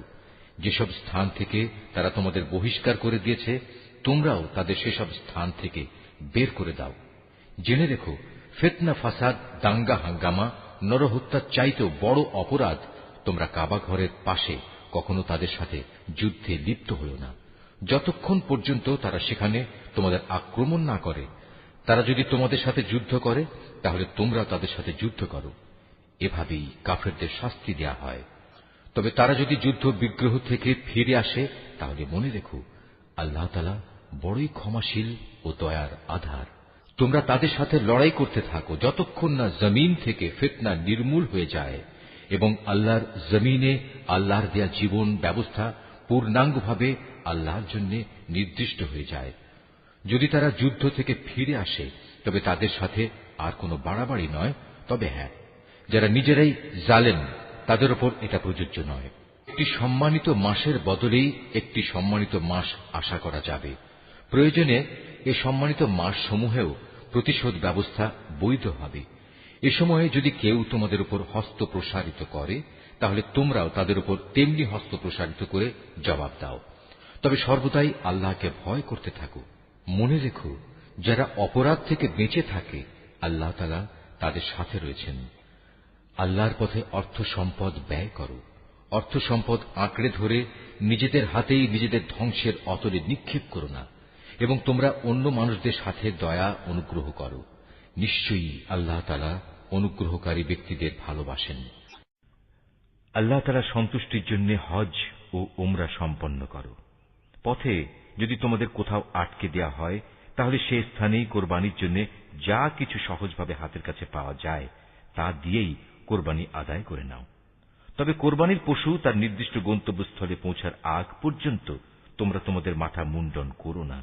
যদি তোমাদের মধ্যে কোনো ব্যক্তি অসুস্থ হয়ে পড়ে অথবা যদি তার মাথায় কোনো রোগ থাকে যে কারণে আগেই তার মাথা মুন্ডন করা প্রয়োজন হয়ে পড়ে, তাহলে সে যেন এর বিনিময়ে ফিদিয়া আদায় করে, এবং তা হচ্ছে কিছু রোজা রাখা অথবা অর্থ দান করা কিংবা কোরবানি আদায় করা। অতঃপর তোমরা যখন নিরাপদ হয়ে যাবে তখন তোমাদের কেউ যদি একসাথে হজ ও উমরা আদায় করতে চায়, তার উচিত তার সাধ্য অনুযায়ী কোরবানি আদায় করা। যদি কোরবানি করার মতো কোনো পশু সে না পায়, তাহলে সে যেন হজের সময়কালে 3টি এবং তোমরা যখন বাড়ি ফিরে আসবে তখন 7টি, সর্বমোট পূর্ণ 10টি রোজা রাখে। এই সুবিধাটুকু শুধু তাদের জন্য যাদের পরিবার পরিজন আল্লাহর ঘরের আশেপাশে বর্তমান নেই। তোমরা আল্লাহকেই ভয় করো, জেনে রেখো আল্লাহ তাআলা কঠোর আযাব প্রদানকারী বটে। হজের মাসসমূহ একান্ত সুপরিচিত। সে সময়গুলোর মধ্যে যে ব্যক্তি হজ আদায় করার মনস্থ করবে সে যেন জেনে রাখে হজের ভেতর কোনো যৌন সম্ভোগ নেই, নেই কোনো অশ্লীল গালিগালাজ বা ঝগড়াঝাঁটি। আর যত ভালো কাজই তোমরা করো আল্লাহ তাআলা অবশ্যই তা জানেন। হজের নিয়ত করলে এর জন্য তোমরা পাথেয় জোগাড় করে নেবে, যদিও আল্লাহর ভয়টাই হচ্ছে মানুষের সর্বোৎকৃষ্ট পাথেয়। অতএব হে বুদ্ধিমান মানুষরা, তোমরা আমাকেই ভয় করো। হজের এ সময়গুলোতে যদি তোমরা আল্লাহর অনুগ্রহ তালাশ করতে গিয়ে কোনো অর্থনৈতিক ফায়দা হাসিল করতে চাও, তাতে তোমাদের কোনোই দোষ নেই। অতঃপর তোমরা যখন আরাফাতের ময়দান থেকে ফিরে আসবে তখন মুজদালিফায় মাশআরে হারামের কাছে এসে আল্লাহকে স্মরণ করবে, ঠিক যেমনি করে আল্লাহ তাআলা তোমাদের তাকে ডাকার পথ বলে দিয়েছেন তেমনি করে তাকে স্মরণ করবে। ইতিপূর্বে তোমরা আসলেই পথভ্রষ্টদের দলে শামিল ছিলে। তারপর তোমরা সে স্থান থেকে ফিরে এসো যেখান থেকে অন্য হজ পালনকারী ব্যক্তিরা ফিরে আসে। নিজেদের ভুল ভ্রান্তির জন্য আল্লাহ তাআলার কাছে ক্ষমা প্রার্থনা করো। নিঃসন্দেহে আল্লাহ তাআলা গুনাহ খাতা মাফ করে দেন, তিনি বড়ই দয়ালু। যখন তোমরা তোমাদের হজের যাবতীয় আনুষ্ঠানিকতা শেষ করে নেবে তখন এখানে বসে আগের দিনে যেভাবে তোমরা তোমাদের পূর্বপুরুষদের গৌরবের কথা স্মরণ করতে, তেমনি করে বরং তার চেয়ে বেশি পরিমাণে এখন আল্লাহকে স্মরণ করো। মানুষদের ভেতর থেকে একদল লোক বলে, হে আমাদের মালিক, সব ভালো জিনিস তুমি আমাদের এই দুনিয়াতেই দিয়ে দাও। বস্তুত যারা এ ধরনের কথা বলে তাদের জন্য পরকালে আর কোনো পাওনাই বাকি থাকে না। আবার এ মানুষদেরই আর একদল বলে, হে আমাদের প্রতিপালক, এ দুনিয়ায়ও তুমি আমাদের কল্যাণ দান করো, পরকালেও তুমি আমাদের কল্যাণ দাও, সর্বোপরি তুমি আমাদের আগুনের আযাব থেকে নিষ্কৃতি দাও। এ ধরনের লোকদের তাদের নিজ নিজ উপার্জন মোতাবেক তাদের যথার্থ হিস্সা রয়েছে। আল্লাহ তাআলাই হচ্ছেন দ্রুত হিসাব গ্রহণকারী। হাতে গোনা হজের এ কয়টি দিনে বেশি পরিমাণে আল্লাহকে স্মরণ করো। হজের পর যদি কেউ তাড়াহুড়ো করে দুদিনের মধ্যে মিনা থেকে মক্কায় ফিরে আসে তাতে যেমন কোনো দোষ নেই, তেমনি যদি কোনো ব্যক্তি সেখানে আরো বেশি অপেক্ষা করতে চায় তাতেও কোনো দোষ নেই। এই নিয়ম হচ্ছে তার জন্য যে আল্লাহকে ভয় করেছে। তোমরা শুধু আল্লাহ তাআলাকে ভয় করো এবং জেনে রাখো একদিন তোমাদের তাঁর কাছেই জড়ো করা হবে। মানুষদের মাঝে এমন লোকও আছে পার্থিব জীবনে যার কথা তোমাকে খুবই উৎফুল্ল করবে। তার মনে যা কিছু আছে তার উপর সে আল্লাহ তাআলাকে সাক্ষী বানায়, কিন্তু এর প্রকৃত পরিচয় হচ্ছে সে ভীষণ ঝগড়াটে ব্যক্তি। আবার সে যখন আল্লাহর জমিনের কোথাও ক্ষমতার আসনে বসতে পারে তখন সে নানা প্রকারে অশান্তি সৃষ্টি করতে শুরু করে, জমিনের শস্য ক্ষেত্র বিনাশ করে, জীবজন্তুর বংশ নির্মূল করতে চায়। মূলত আল্লাহ তাআলা কখনো বিপর্যয় সৃষ্টিকারী মানুষদের পছন্দ করেন না। যখন তাকে বলা হয় ফিতনা ফাসাদ সৃষ্টি না করে তুমি আল্লাহ তাআলাকে ভয় করো, তখন তাকে মিথ্যা অহংকারে পেয়ে বসে যা গুনাহর সাথে মেশানো থাকে। মূলত এ চরিত্রের লোকের জন্য জাহান্নামই যথেষ্ট, আর তা হচ্ছে একান্ত নিকৃষ্টতম ঠিকানা। মানুষদের ভেতর আবার এমন কিছু লোক রয়েছে যারা আল্লাহ তাআলার এতটুকু সন্তুষ্টি লাভের জন্য নিজের জীবন পর্যন্ত বিক্রি করে দেয়। আল্লাহ তাআলা এ ধরনের বান্দাদের প্রতি সত্যিই অনুগ্রহশীল। হে ইমানদার লোকেরা, তোমরা পুরোপুরি ইসলামের ছায়াতলে এসে যাও এবং কোনো অবস্থায় অভিশপ্ত শয়তানের পদাঙ্ক অনুসরণ করো না, কেননা শয়তান হচ্ছে তোমাদের প্রকাশ্যতম দুশমন। আল্লাহ তাআলার পক্ষ থেকে এসব সুস্পষ্ট নিদর্শন তোমাদের কাছে এসে যাওয়ার পরও যদি তোমাদের পদস্খলন হয়, তাহলে নিশ্চিত জেনে রাখো আল্লাহ তাআলা মহাবিজ্ঞ ও পরাক্রমশালী। তারা কি সেদিনের অপেক্ষা করছে যখন আল্লাহ তাআলা স্বয়ং তার ফেরেশতা সহ মেঘের ছায়া দিয়ে এখানে আসবেন এবং তখন তাদের ভাগ্যের চূড়ান্ত ফয়সালা হয়ে যাবে। সব কয়টি ব্যাপার সর্বশেষে তার কাছেই উপনীত হবে। তুমি বনী ইসরায়েলদের জিজ্ঞেস করো, কি পরিমাণ সুস্পষ্ট নিদর্শন আমি তাদের দান করেছি। আমি তাদের বলেছি, যার কাছে হেদায়েতের নিয়ামত আসার পর সে নিজে তা বদলে ফেলে, তার জন্য আল্লাহ তাআলা কঠোর শাস্তি দানকারী। যারা আল্লাহ তাআলাকে অস্বীকার করেছে, তাদের জন্য তাদের এ পার্থিব জীবনটা খুব লোভনীয় করে সাজিয়ে রাখা হয়েছে। এরা ঈমানদার ব্যক্তিদের বিদ্রূপ করে, অথচ এই ঈমানদার ব্যক্তি যারা আল্লাহ তাআলাকে ভয় করেছে, শেষ বিচারের দিন তাদের মর্যাদা এদের তুলনায় অনেক বেশি হবে। আল্লাহ তাআলা যাকে চান তাকে অপরিমিত রিজিক দান করেন। একসময় সব মানুষ একই উম্মতের অন্তর্ভুক্ত ছিল, পরে এরা নানা দলে উপদলে বিভক্ত হয়ে তাদের স্রষ্টাকেই ভুলে গেল। তখন আল্লাহ তাআলা সঠিক পথের অনুসারীদের সুসংবাদবাহী আর গুনাহগারদের জন্য আযাবের সতর্ককারী হিসেবে নবীদের পাঠালেন। তিনি সত্যসহ গ্রন্থ নাজিল করলেন, যেন তা মানুষদের এমন পারস্পরিক বিরোধ সমূহের চূড়ান্ত ফয়সালা করতে পারে যে ব্যাপারে তারা মতবিরোধ করে। তাদের কাছে সুস্পষ্ট হেদায়েত পাঠানো সত্ত্বেও তারা পারস্পরিক বিদ্রোহ ও বিদ্বেষ সৃষ্টির জন্য মতবিরোধ করেছে। অতঃপর আল্লাহ তাআলা তাদের সবাইকে স্বীয় ইচ্ছায় সেই সঠিক পথ দেখালেন, যার ব্যাপারে ইতিপূর্বে তাদের মধ্যে মতবিরোধ সৃষ্টি হয়েছিল। আল্লাহ তাআলা যাকে চান তাকে সঠিক পথ দেখান। তোমরা কি মনে করে নিয়েছ যে তোমরা এমনি এমনিই বেহেশতে চলে যাবে? এখনো পূর্ববর্তী নবীদের অনুসারীদের বিপদের মতো কিছুই তোমাদের উপর নাজিল হয়নি। তাদের উপর বহু ধরনের বিপর্যয় ও সংকট এসেছে। কঠোর নির্যাতনে তারা নির্যাতিত হয়েছে, কঠিন নিপীড়নে তারা শিহরিত হয়ে উঠেছে। এমনকি স্বয়ং আল্লাহর নবী ও তার সঙ্গী সাথীরা অত্যাচারে অতিষ্ঠ হয়ে এক পর্যায়ে এই বলে আর্তনাদ করে উঠেছে, আল্লাহ তাআলার সাহায্য কবে আসবে? আল্লাহ তাআলা তাঁর প্রিয়জনদের সান্ত্বনা দিয়ে বললেন, অবশ্যই আল্লাহ তাআলার সাহায্য অতি নিকটে। তারা তোমার কাছে জানতে চাইবে তারা কি কি খাতে খরচ করবে। তুমি তাদের বলে দাও, যা কিছুই তোমরা তোমাদের পিতামাতার জন্য, আত্মীয় স্বজনদের জন্য, এতিম অসহায় মিসকিনদের জন্য এবং মুসাফিরের জন্য খরচ করবে, তাই আল্লাহ তাআলা গ্রহণ করবেন। যা ভালো কাজ তোমরা করবে, আল্লাহ তাআলা তা অবশ্যই জানতে পারবেন।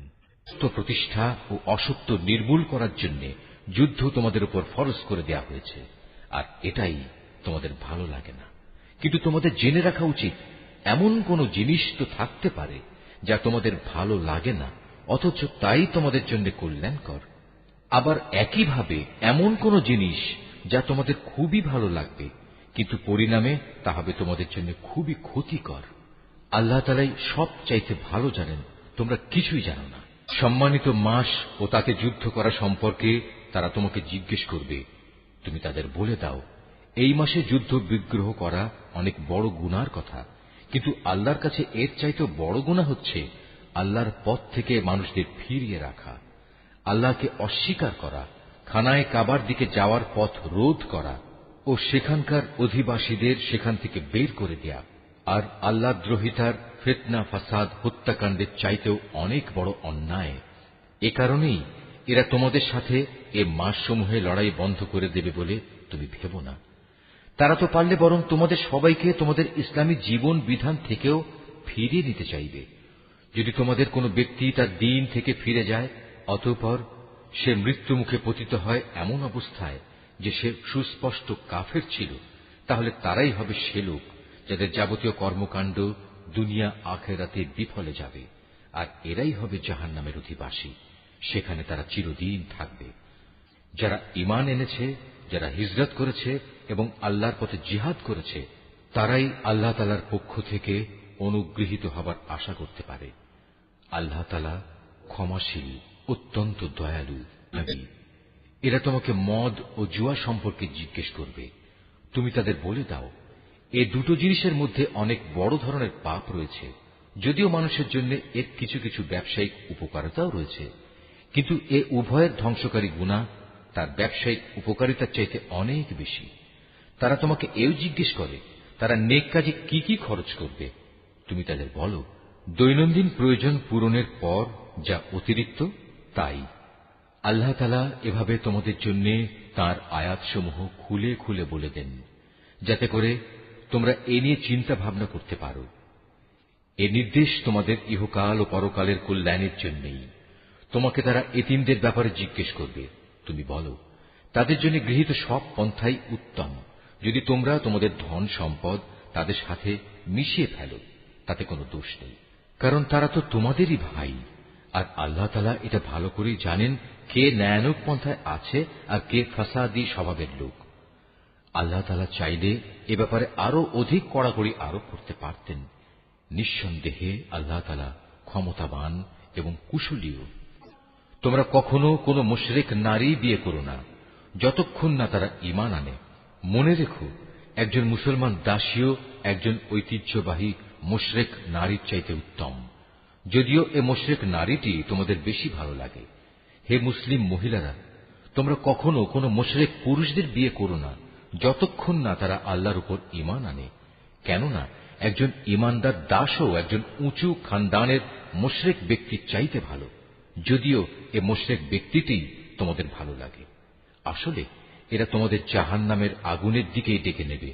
আর আল্লাহ তাআলা হামেশাই তার মুমিন বান্দাদের তার আদেশ বলে জান্নাত ও ক্ষমার দিকে আহ্বান জানান, এবং এজন্যে তিনি তার আয়াতসমূহ মানুষদের কাছে স্পষ্ট করে বর্ণনা করেন, যাতে করে তারা উপদেশ গ্রহণ করতে পারে।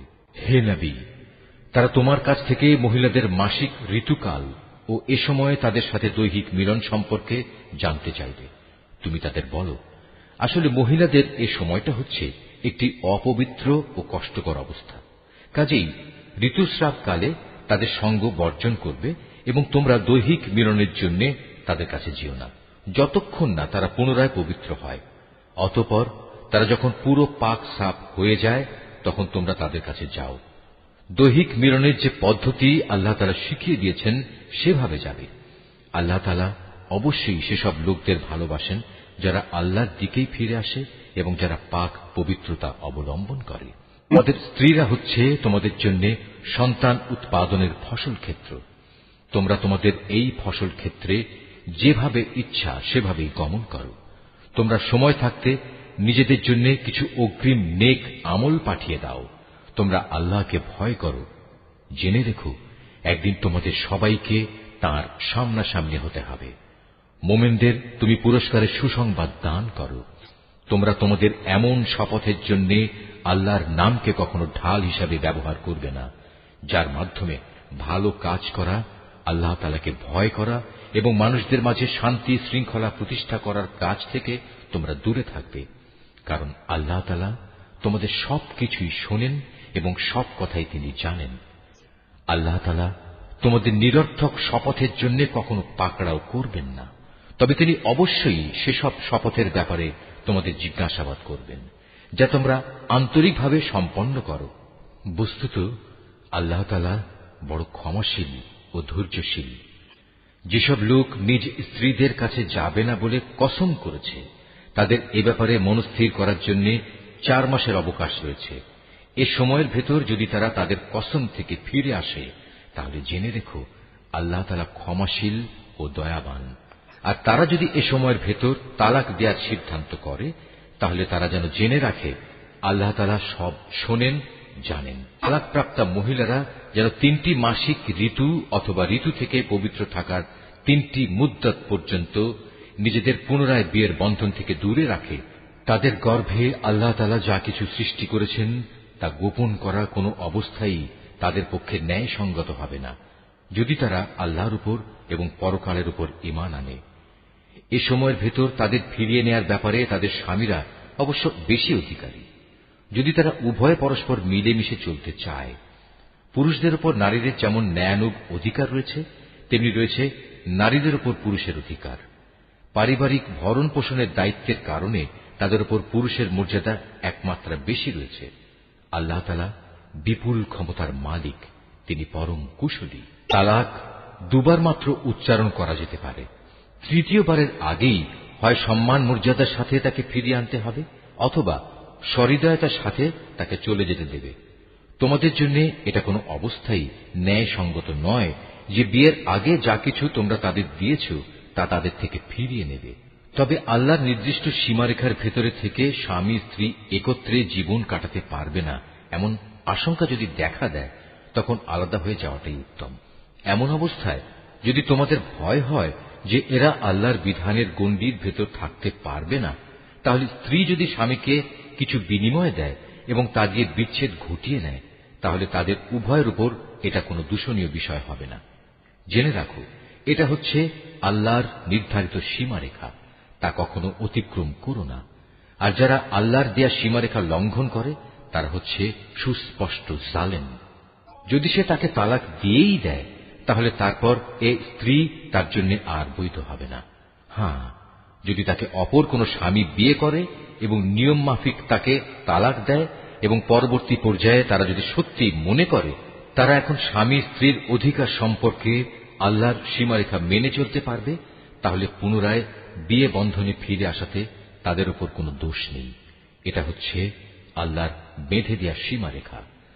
যারা এ সম্পর্কে অবগত আছে, আল্লাহ তাআলা তাদের জন্য এই নির্দেশ সুস্পষ্ট করে পেশ করেন। যখন তোমরা স্ত্রীদের তালাক দাও এবং তারা যখন তাদের অপেক্ষার সময় ইদ্যত পূর্ণ করে নেয়, তখন হয় মর্যাদার সাথে তাদের ফিরিয়ে আনো, নতুবা ভালোভাবে তাদের বিদায় করে দাও। শুধু কষ্ট দেওয়ার উদ্দেশ্যে কখনো তাদের আটকে রেখো না। এতে তোমরা আল্লাহর নির্ধারিত সীমারেখাই লঙ্ঘন করবে। আর যে ব্যক্তি এমন কাজ করে সে প্রকারান্তরে নিজের উপরই জুলুম করে। সাবধান, আল্লাহর নির্দেশ সমূহকে কখনো হাসি তামাশার বস্তু মনে করো না। স্মরণ করো, তোমরা ছিলে অজ্ঞ। আল্লাহ তাআলা তোমাদের উপর হেদায়েতের বাণী পাঠিয়ে নিয়ামত দান করেছেন। শুধু তাই নয়, তিনি তোমাদের জন্য জ্ঞান ও যুক্তিপূর্ণ কিতাব নাজিল করেছেন, যা তোমাদের দৈনন্দিন জীবনের নিয়ম কানুন বাতলে দেয়। অতএব তোমরা আল্লাহকে ভয় করো এবং জেনে রাখো, তিনি তোমাদের যাবতীয় কাজকর্ম সম্পর্কে সম্পূর্ণ ওয়াকিবহাল রয়েছেন। যখন তোমরা তোমাদের স্ত্রীদের তালাক দিয়ে দাও, অতঃপর তালাক প্রাপ্ত স্ত্রীরাও তাদের নির্ধারিত অপেক্ষার সময় ইদ্যত পালন শেষ করে নেয়, তখন তোমরা তাদের পছন্দ মতো স্বামীদের সাথে বিয়ের ব্যাপারে বাধা দিও না। যদি তারা বিয়ের জন্য সম্মানজনকভাবে কোনো ঐক্যমত্যে পৌঁছে থাকে, তোমাদের ভেতর যারা আল্লাহ তাআলা ও পরকালীন জীবনের উপর বিশ্বাস স্থাপন করে তাদের এ আদেশই দেয়া হচ্ছে। মূলত এটা তোমাদের জন্য অধিক সম্মানের এবং অনেক পবিত্র কর্মধারা, কারণ আল্লাহ তাআলা জানেন তোমরা কিছুই জানো না। মায়েদের পুরো 2 বছরই সন্তানকে বুকের দুধ খাওয়ানো উচিত। এ নিয়ম তার জন্য যে চায় সন্তানের দুধ খাওয়ানো পুরো মাত্রায় আদায় করুক। সন্তানের পিতা দুধ খাওয়ানোর জন্য মায়েদের সম্মানজনক ভরণ পোষণ সুনিশ্চিত করবে। কোন ব্যক্তির উপর তার সাধ্যাতীত বোঝা চাপিয়ে দেওয়া যাবে না। পিতার সঙ্গতির কথা ভাবতে গিয়ে দেখতে হবে মায়েরাও যেন আবার নিজ সন্তান নিয়ে বেশি কষ্টে না পড়ে যায়, এবং পিতাকেও যেন সন্তান জন্ম দেওয়ার কারণে অযথা কষ্টে পড়ে যেতে না হয়, সেটাও খেয়াল রাখতে হবে। সন্তানের পিতার অবর্তমানে তার উত্তরাধিকারীদের উপর সন্তানের জন্মদাত্রী মায়ের অধিকার এভাবেই বহাল থাকবে। তবে কোন পর্যায়ে পিতামাতা যদি পারস্পরিক সম্মতি ও পরামর্শের ভিত্তিতে আগেভাগেই সন্তানের দুধ ছাড়িয়ে নিতে চায়, তাতেও তাদের উপর কোনো দোষের কিছু নেই। তোমরা যদি নিজেদের বদলে অন্য কাউকে সন্তানের দুধ খাওয়ানোর জন্য নিয়োগ করতে চাও এবং যদি দুগ্ধদাত্রীর পাওনা যথাযথভাবে বুঝিয়ে দেওয়া হয়, তাতেও কোনো গুনাহ নেই। সর্বাবস্থায় আল্লাহ তাআলাকে ভয় করো এবং জেনে রেখো, তোমরা যা কিছুই করো আল্লাহ তাআলা তার সব কিছুই দেখতে পান। তোমাদের মধ্যে যারা মৃত্যু মুখে পতিত হয় এবং তারা যদি তাদের স্ত্রীদের জীবিত রেখে যায়, সে অবস্থায় স্ত্রীরা যদি বিয়ে করতে চায়, তাহলে তারা তাদের নিজেদের 4 মাস 10 দিন পর্যন্ত সময় বিয়ে থেকে বিরত থাকবে। অপেক্ষার এ সময়টুকু যখন তারা পূরণ করে নেবে, তখন নিজেদের বিয়ের ব্যাপারে তারা ন্যায়ানুগ পন্থায় যা ইচ্ছা তাই করতে পারবে, এবং এ বিষয়টিতে তাদের উপর কোনো গুনাহ নেই। মূলত তোমরা যে যাই করো না কেন, আল্লাহ তাআলা সব কাজেরই খবর রাখেন। এমনকি সে অপেক্ষার সময় শেষ হওয়ার আগেও তোমরা কেউ যদি তাকে বিয়ে করার জন্য পয়গাম পাঠাও, কিংবা তেমন কোন ইচ্ছা যদি তোমরা নিজেদের মনের ভেতর লুকিয়েও রাখো, তাতেও তোমাদের উপর কোনো দোষ নেই, কেননা আল্লাহ তাআলা এটা ভালো করেই জানেন। তাদের কথা অবশ্যই তোমরা বারবার মনে করবে, কিন্তু সাবধান, আড়ালে আবডালে থেকে গোপনে তাদের বিয়ের কোনো প্রতিশ্রুতি দিও না। তাদের সাথে কখনো তোমাদের কথা বলতে হলে তা বলবে সম্মানজনক পন্থায়, আর ইদ্দত অপেক্ষার শরীয়ত সম্মত সময় শেষ হবার আগে কখনো তার সাথে বিয়ের সংকল্প করো না। জেনে রেখো, তোমাদের মনের সব ইচ্ছা অভিসন্ধির কথা কিন্তু আল্লাহ তাআলা ভালো করেই জানেন। অতএব তোমরা একমাত্র তাঁর থেকেই সতর্ক হও এবং একথাও জেনে রেখো, আল্লাহ তাআলা অত্যন্ত ধৈর্যশীল, মহান ক্ষমাশীল। স্ত্রীদের শারীরিকভাবে স্পর্শ করা কিংবা তাদের জন্য মোহরের কোনো অঙ্ক নির্ধারণের আগেই যদি তোমরা তাদের তালাক দাও, তাতে শরীয়তের দৃষ্টিতে তোমাদের উপর কোনো গুনাহ নেই। এ পরিস্থিতিতে মোহরের কোনো অঙ্ক নির্ধারিত না হলেও তাদের ন্যায়ানুগ পন্থায় কিছু পরিমাণ অর্থ আদায় করে দেবে। ধনী ব্যক্তির উপর এটা হবে তার নিজ ক্ষমতা অনুযায়ী এবং গরিব ব্যক্তির উপর হবে তার সঙ্গতি অনুযায়ী। এটা নেককার লোকদের উপর আরোপিত স্ত্রীদের একটি অধিকার বটে। যদি এমন হয় তোমরা তাদের শারীরিকভাবে স্পর্শ করনি, কিন্তু মোহরের অঙ্ক নির্ধারিত করে নিয়েছ, এমতাবস্থায় যদি তোমরা তাদের তালাক দাও, তাহলে তাদের জন্য থাকবে নির্ধারিত মোহরের অর্ধেক পরিমাণ, যা আদায় করে দিতে হবে। হ্যাঁ, তালাকপ্রাপ্তা স্ত্রী নিজের থেকে যদি তোমাদের তা মাফ করে দেয়, কিংবা যে স্বামীর হাতে বিয়ের বন্ধন রয়েছে সে যদি স্ত্রীকে নির্দিষ্ট পরিমাণের বেশি দিয়ে অনুগ্রহ দেখাতে চায়, তাহলে তা হবে আল্লাহ ভীতিরও একান্ত কাছাকাছি। কখনো একে অপরের প্রতি দয়া ও সহৃদয়তা দেখাতে ভুলো না, কারণ তোমরা কে কি কাজ করো তার সবকিছুই আল্লাহ তাআলা পর্যবেক্ষণ করছেন। তোমরা নামাজ সমূহের উপর গভীরভাবে যত্নবান হও, বিশেষ করে মধ্যবর্তী নামাজ, এবং আল্লাহর জন্য বিনীতভাবে দাঁড়িয়ে থাকো। অতঃপর যদি তোমরা ভীতিপ্রদ কোনো অবস্থার সম্মুখীন হও, তখন প্রয়োজনে তোমরা নামাজ পড়বে পায়ের উপর দাঁড়িয়ে কিংবা সওয়ারের উপর থাকা অবস্থায়। তারপর তোমরা যখন নিরাপদ হয়ে যাবে তখন আল্লাহ তাআলাকে স্মরণ করো, যেভাবে আল্লাহ তাআলা তাকে স্মরণ করার নিয়ম শিখিয়েছেন, যার কিছুই তোমরা ইতিপূর্বে জানতে না।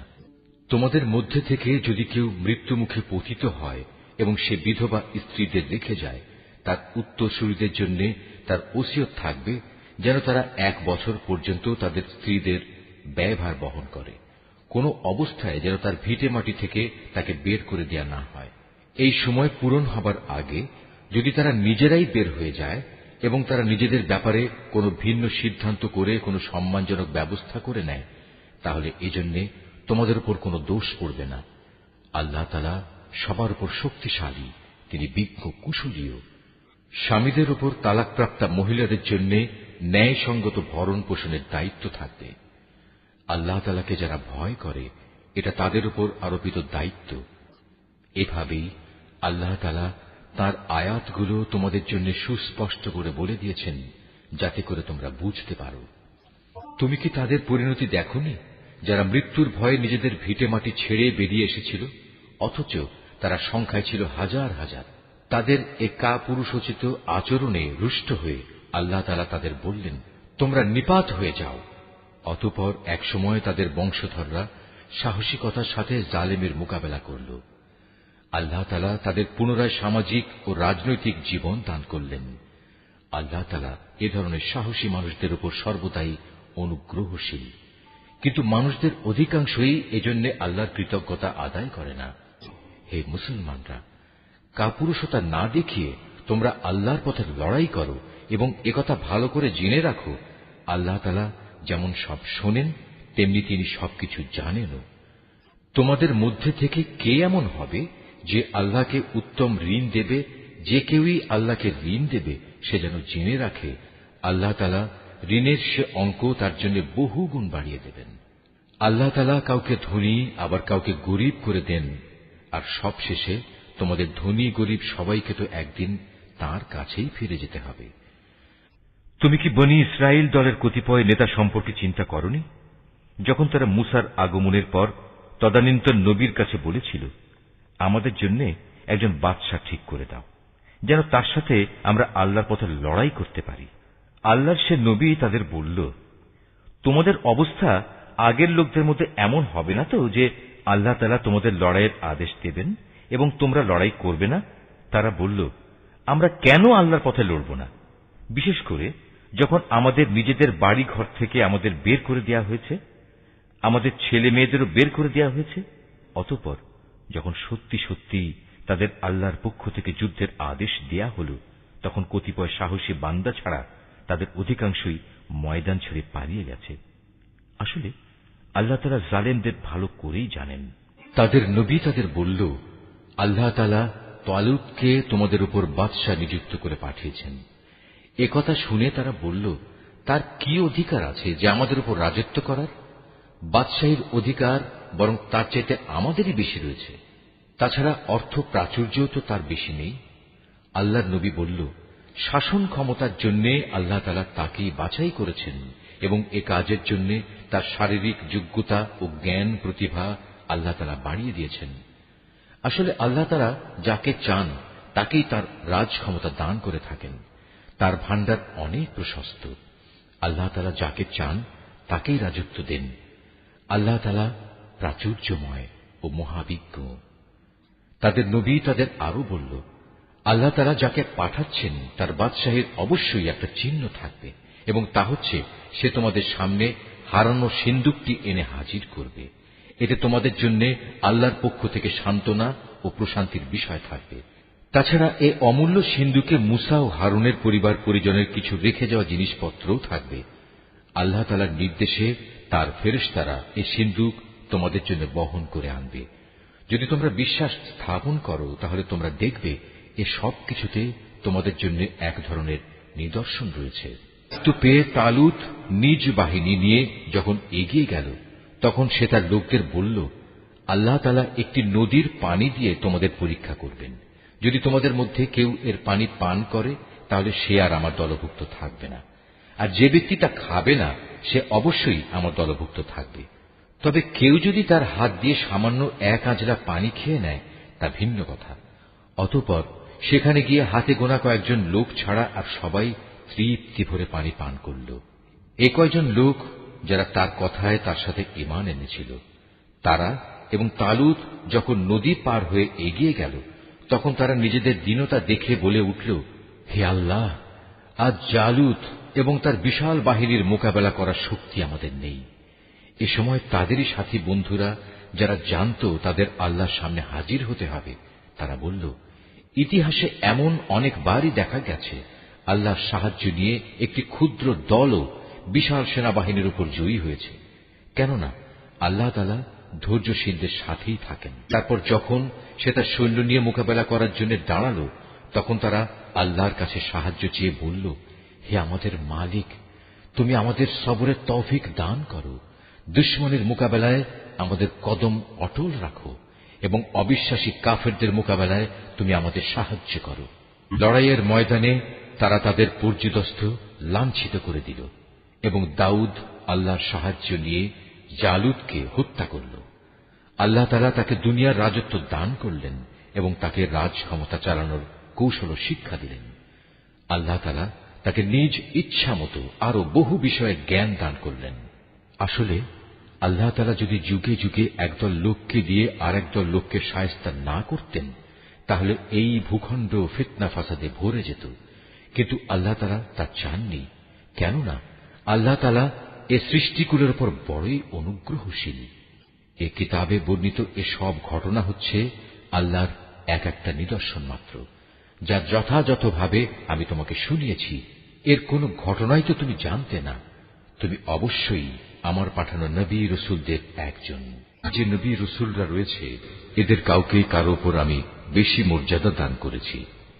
এদের মধ্যে এমনও কেউ ছিল যাদের সাথে আল্লাহ তাআলা কথা বলেছেন এবং এর মাধ্যমে কারো মর্যাদা তিনি বাড়িয়ে দিয়েছেন। আমি মরিয়মের ছেলে ঈসাকে কতিপয় উজ্জ্বল নিদর্শন দিয়েছিলাম। অতঃপর পবিত্র রূহের মাধ্যমে তাকে আমি সাহায্য করেছি। আল্লাহ তাআলা চাইলে তাদের আগমনের পর যাদের কাছে এসব উজ্জ্বল নিদর্শন এসেছে তারা কখনো মারামারিতে লিপ্ত হতো না, কিন্তু রসুলদের পর তারা দলে উপদলে বিভক্ত হয়ে গেল। অতঃপর তাদের মধ্যে কিছু লোক ঈমান আনল আবার তাদের কিছু লোক আল্লাহ তাআলা ও তার নবীকে অস্বীকার করল, অথচ আল্লাহ পাক চাইলে এরা কেউই যুদ্ধ বিগ্রহে লিপ্ত হতো না, কিন্তু আল্লাহ তাআলা যা চান তাই করেন। হে ঈমানদাররা, তোমরা যারা ঈমান এনেছ, আমার দেয়া ধন সম্পদ থেকে আমার পথে ব্যয় করো সেদিনটি আসার আগে, যেদিন কোনো বেচাকেনা চলবে না, কোন রকম বন্ধুত্ব ভালোবাসাও কাজে আসবে না, না সেদিন কারো কাছ থেকে কোনো সুপারিশ গ্রহণ করা হবে। মূলত এদিনের অস্বীকারীরাই হচ্ছে জালেম। মহান আল্লাহ তাআলা, তিনি ছাড়া দ্বিতীয় কোনো ইলাহ নেই। তিনি চিরঞ্জীব, তিনি অনাদি সত্তা। ঘুম তো দূরের কথা, সামান্য তন্দ্রাও তাকে আচ্ছন্ন করে না। আসমান সমূহ ও জমিনে যা কিছু আছে তার সবকিছুরই একচ্ছত্র মালিকানা তাঁর। কে এমন আছে যে তার দরবারে বিনা অনুমতিতে সুপারিশ করবে? তাদের বর্তমান ভবিষ্যতের সবকিছুই তিনি জানেন। তার জানা বিষয়সমূহের কোনো কিছুই কারো জ্ঞানের সীমা পরিসীমার আয়ত্তাধীন হতে পারে না। তবে কিছু জ্ঞান যদি তিনি কাউকে দান করে থাকেন তবে তা ভিন্ন কথা। তার বিশাল সাম্রাজ্য আসমান জমিনের সবকিছুই পরিবেষ্টন করে আছে। এই উভয়টির হেফাজত করার কাজ কখনো তাকে পরিশ্রান্ত করে না। তিনি পরাক্রমশালী ও অসীম মর্যাদাবান। আল্লাহর দ্বীনের ব্যাপারে কোনো জোর জবরদস্তি নেই, কারণ সত্য এখানে মিথ্যা থেকে পরিষ্কার হয়ে গেছে। তোমাদের মধ্যে যদি কোনো ব্যক্তি বাতিল মতাদর্শকে অস্বীকার করে, আল্লাহর দেয়া জীবনাদর্শের উপর ঈমান আনে, সে যেন এর মাধ্যমে এমন এক শক্তিশালী রশি ধরল যা কোনোদিনই ছিঁড়ে যাবার নয়। আল্লাহ তাআলা সবকিছুই শোনেন এবং সবকিছুই জানেন। যারা আল্লাহর উপর ঈমান আনে, আল্লাহ তাআলাই হচ্ছেন তাদের সাহায্যকারী বন্ধু। তিনি জাহেলিয়াতের অন্ধকার থেকে তাদের ঈমানের আলোতে বের করে নিয়ে আসেন। অপরদিকে যারা আল্লাহকে অস্বীকার করে, বাতিল শক্তিসমূহই হয়ে থাকে তাদের সাহায্যকারী। তা তাদের দ্বীনের আলোক থেকে কুফরির অন্ধকারের দিকে নিয়ে যায়। এরাই হচ্ছে প্রকৃতপক্ষে জাহান্নামের অধিবাসী। সেখানে তারা চিরদিন থাকবে। তুমি কি সে ব্যক্তির অবস্থা দেখোনি যে ব্যক্তিকে আল্লাহ তাআলা দুনিয়ার রাষ্ট্র ক্ষমতা দেওয়ার পর সেই ইব্রাহিমের সাথে স্বয়ং মালিকের ব্যাপারে বিতর্কে লিপ্ত হল? বিতর্কের এক পর্যায়ে ইব্রাহিম বলল, আমার মালিক তিনি, যিনি সৃষ্টিকুলকে জীবন দান করেন, মৃত্যু দান করেন। সে বলল, জীবন মৃত্যু তো আমিও দিয়ে থাকি। ইব্রাহিম বলল, আমার আল্লাহ তাআলা পূর্ব দিক থেকে প্রতিদিন সূর্যের উদয় ঘটান। একবার তুমি তা পশ্চিম দিক থেকে বের করে দেখাও তো। এতে সত্য অস্বীকারী ব্যক্তিটি হতভম্ব হয়ে গেল। আসলে আল্লাহ তাআলা জালেম জাতিকে কখনো পথের দিশা দেন না। ঘটনাটি কি সেই ব্যক্তির মতো যে একটি বস্তির পাশ দিয়ে যাওয়ার সময় যখন দেখল তা বিধ্বস্ত হয়ে আপন অস্তিত্বের উপর মুখ থুবড়ে পড়ে আছে, তখন সে ব্যক্তি বলল, এ মৃত জনপদকে কিভাবে আল্লাহ তাআলা আবার পুনরুজ্জীবন দান করবেন? এক পর্যায়ে আল্লাহ তাআলা সত্যি সত্যি তাকে মৃত্যু দান করলেন এবং এভাবেই তাকে 100 বছর ধরে মৃত ফেলে রাখলেন। অতঃপর তাকে পুনরায় জীবিত করলেন। এবার জিজ্ঞেস করলেন, বলতে পারো তুমি কতকাল মৃত অবস্থায় কাটিয়েছ? সে বলল, আমি একদিন কিংবা একদিনের কিছু অংশ মৃত অবস্থায় কাটিয়েছি। আল্লাহ তাআলা বললেন, বরং এমনি অবস্থায় তুমি 100 বছর কাটিয়ে দিয়েছ। তাকিয়ে দেখো তোমার নিজস্ব খাবার ও পানীয়ের দিকে, দেখবে তা বিন্দুমাত্র পচেনি। তোমার গাধাটির দিকেও দেখো, তাও একই অবস্থায় আছে। আমি এসব এজন্যই দেখালাম যেন আমি তোমাকে মানুষদের জন্য পরকালীন জীবনের একটি জীবন্ত প্রমাণ হিসেবে উপস্থাপন করতে পারি। এই মৃত জীবের হাড় পাঁজরগুলোর দিকে তাকিয়ে দেখো, তুমি নিজেই দেখতে পাবে আমি কিভাবে তা একটার সাথে আরেকটা জোড়া লাগিয়ে নতুন জীবন দিয়েছি। অতঃপর কিভাবে তাকে আমি গোশতের পোশাক পরিয়ে দিয়েছি। অতএব এভাবে আল্লাহর দেখানো এ বিষয়টি যখন তার কাছে পরিষ্কার হয়ে গেল, তখন সে বলে উঠল, আমি এটা জানি, অবশ্যই আল্লাহ তাআলা সব কিছুর উপর ক্ষমতাবান। যখন ইব্রাহিম বলল, হে মালিক, মৃতকে তুমি কিভাবে পুনরায় জীবিত করো তা আমাকে একটু দেখিয়ে দাও। আল্লাহ তাআলা বললেন, কেন, না দেখে কি তুমি বিশ্বাস করো না? ইব্রাহিম বলল, হ্যাঁ প্রভু, আমি বিশ্বাস করি, কিন্তু এর দ্বারা আমার মন একটু সান্ত্বনা পাবে, এই যা। আল্লাহ তাআলা বললেন, তুমি বরং এক কাজ করো, 4টি পাখি ধরে আনো, অতঃপর আস্তে আস্তে এই পাখিগুলোকে তোমার কাছে পোষ মানিয়ে নাও, যাতে ওদের নাম তোমার কাছে পরিচিত হয়ে যায়।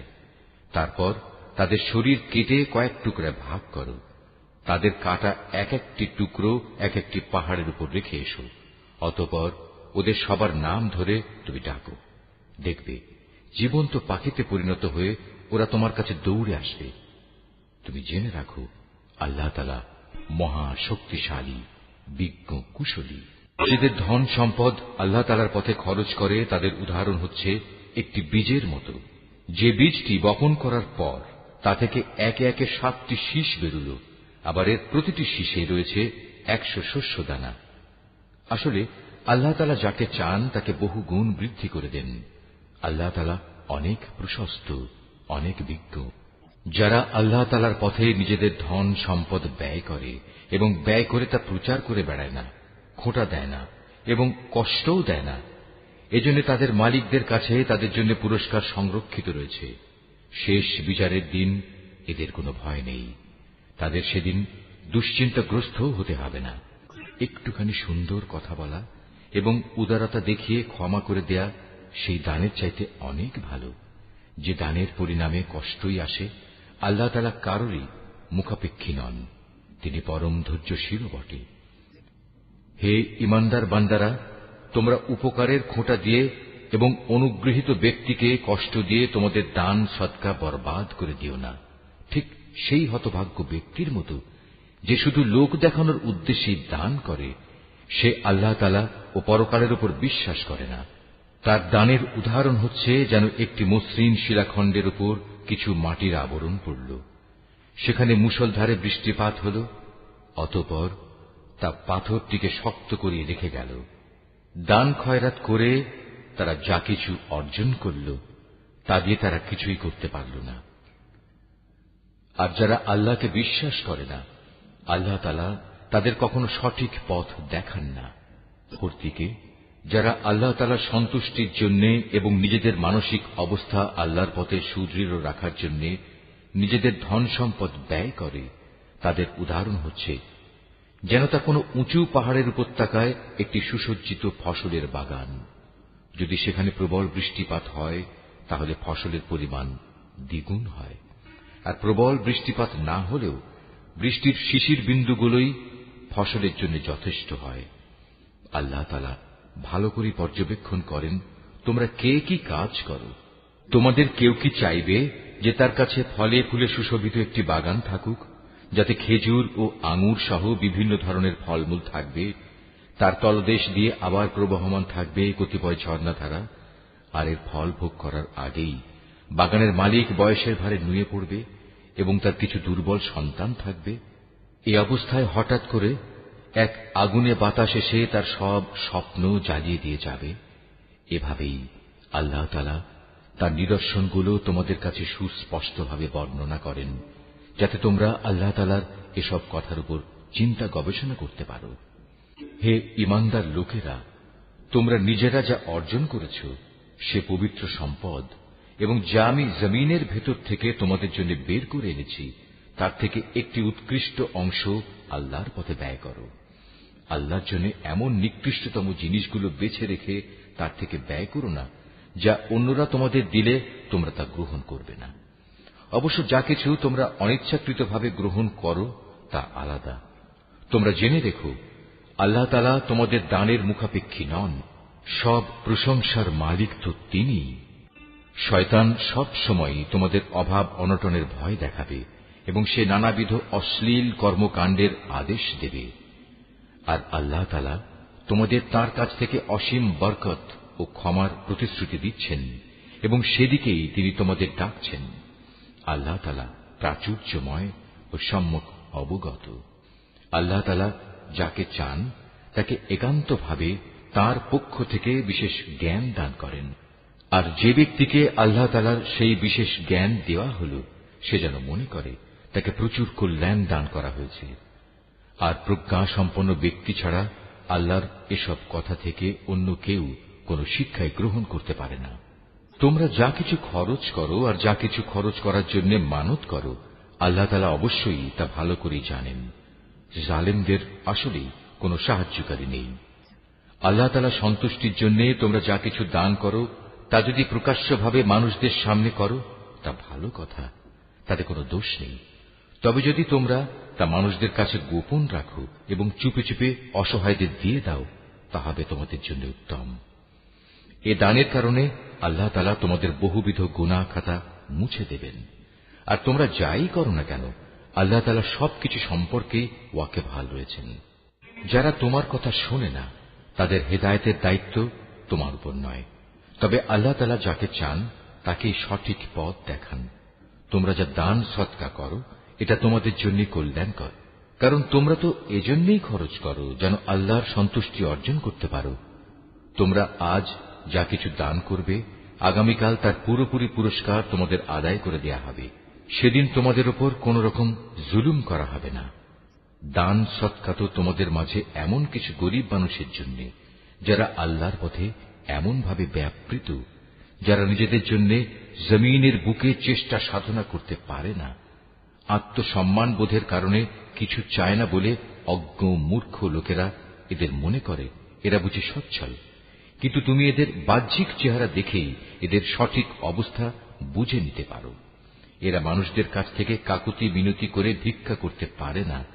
তোমরা যা কিছুই খরচ করবে, আল্লাহ তাআলা তার যথার্থ বিনিময় দেবেন, কারণ তিনি সবকিছুই দেখেন। যারা দিনরাত প্রকাশ্যে ও সঙ্গোপনে নিজেদের মাল সম্পদ ব্যয় করে, তাদের মালিকের দরবারে তাদের এ দানের প্রতিফল সুরক্ষিত রয়েছে। তাদের উপর কোন রকম ভয়ভীতি থাকবে না, তারা চিন্তিতও হবে না। যারা সুদ খায় তারা মাথা উঁচু করে দাঁড়াতে পারবে না, দাঁড়ালেও তার দাঁড়ানো হবে সে ব্যক্তির মতো যাকে শয়তান নিজস্ব পরশ দিয়ে দুনিয়ার লোভ লালসায় মোহাচ্ছন্ন করে রেখেছে। এটা এই কারণে যেহেতু এরা বলে ব্যবসা বাণিজ্য তো সুদের মতোই একটা কারবারের নাম, অথচ আল্লাহ তাআলা ব্যবসা হালাল করেছেন এবং সুদকে হারাম করেছেন। তাই তোমাদের যার যার কাছে তার মালিকের পক্ষ থেকে সুদ সংক্রান্ত এই উপদেশ পৌঁছেছে, সে অতঃপর সুদের কারবার থেকে বিরত থাকবে। আগে এ আদেশ আসা পর্যন্ত যে সুদ সে খেয়েছে তা তো তার জন্য অতিবাহিত হয়েই গেছে। তার ব্যাপার একান্তই আল্লাহ তাআলার সিদ্ধান্তের উপর। কিন্তু এরপর যে ব্যক্তি আবার সুদী কারবারে ফিরে আসবে, তারা অবশ্যই জাহান্নামের অধিবাসী হবে, সেখানে তারা চিরদিন থাকবে। আল্লাহ তাআলা সুদ নিশ্চিহ্ন করেন, অপরদিকে দান সৎকার পবিত্র কাজকে তিনি উত্তরোত্তর বৃদ্ধি করেন।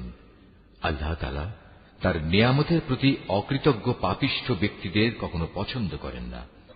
তবে যারা সত্যিকার অর্থে আল্লাহ তাআলার উপর ঈমান এনেছে এবং ভালো কাজ করেছে, নামাজ প্রতিষ্ঠা করেছে, যাকাত আদায় করেছে, তাদের সেদিন কোনো ভয় থাকবে না, তারা সেদিন চিন্তিতও হবে না। ঈমানদার লোকেরা, তোমরা সুদের ব্যাপারে আল্লাহকে ভয় করো।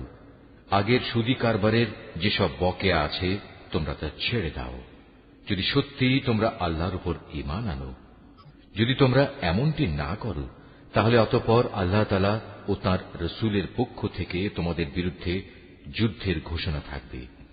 আর যদি এখনো তোমরা আল্লাহর দিকে ফিরে আসো, তাহলে তোমরা তোমাদের মূলধন ফিরে পাবার অধিকারী হবে।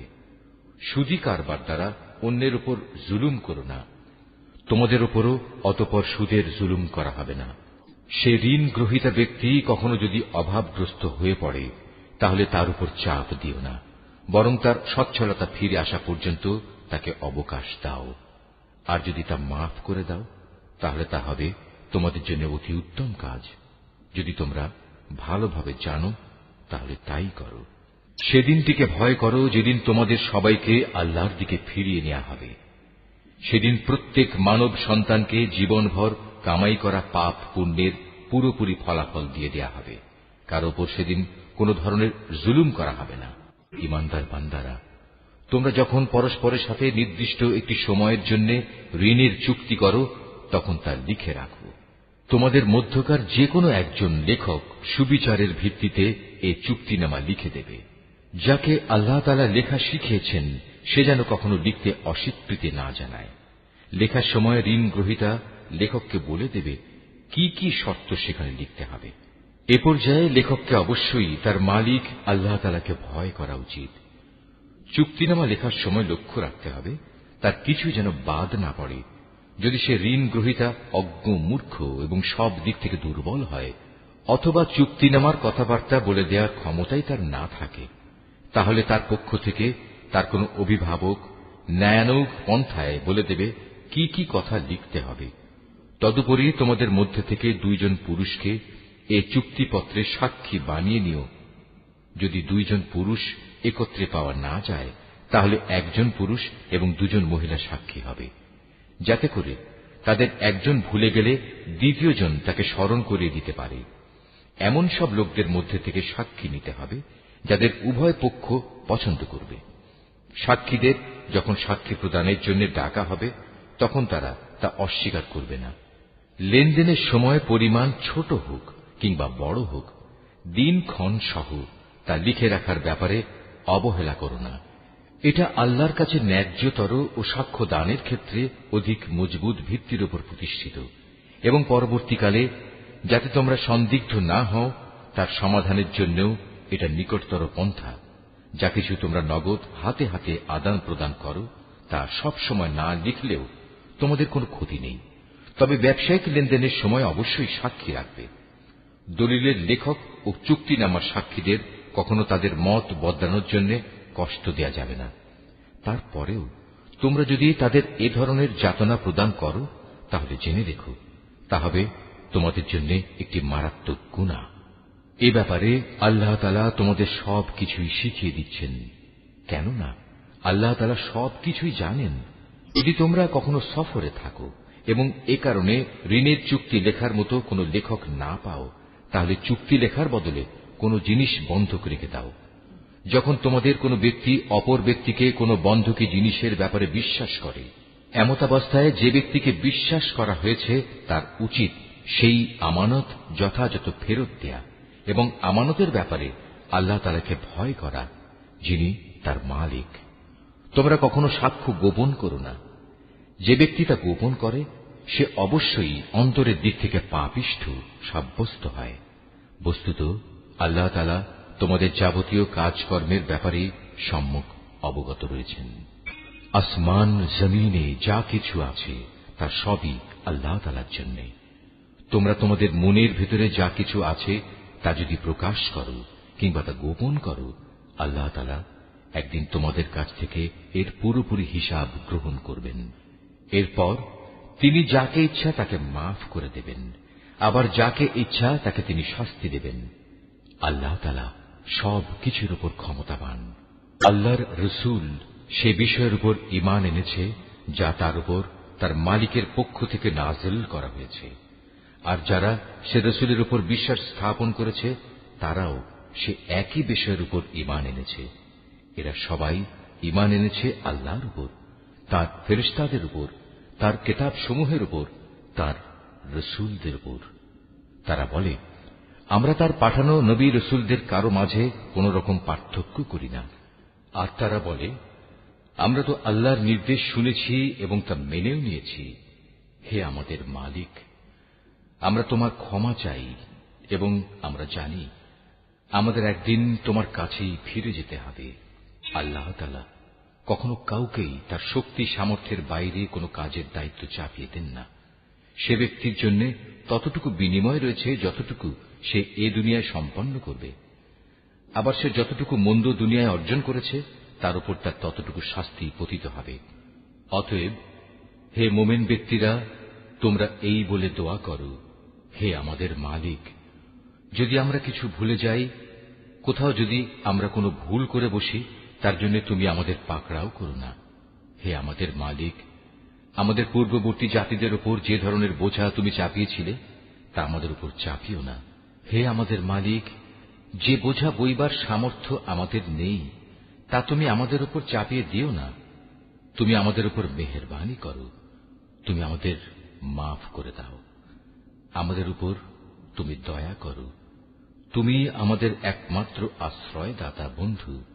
অতএব কাফেরদের মোকাবেলায় তুমি আমাদের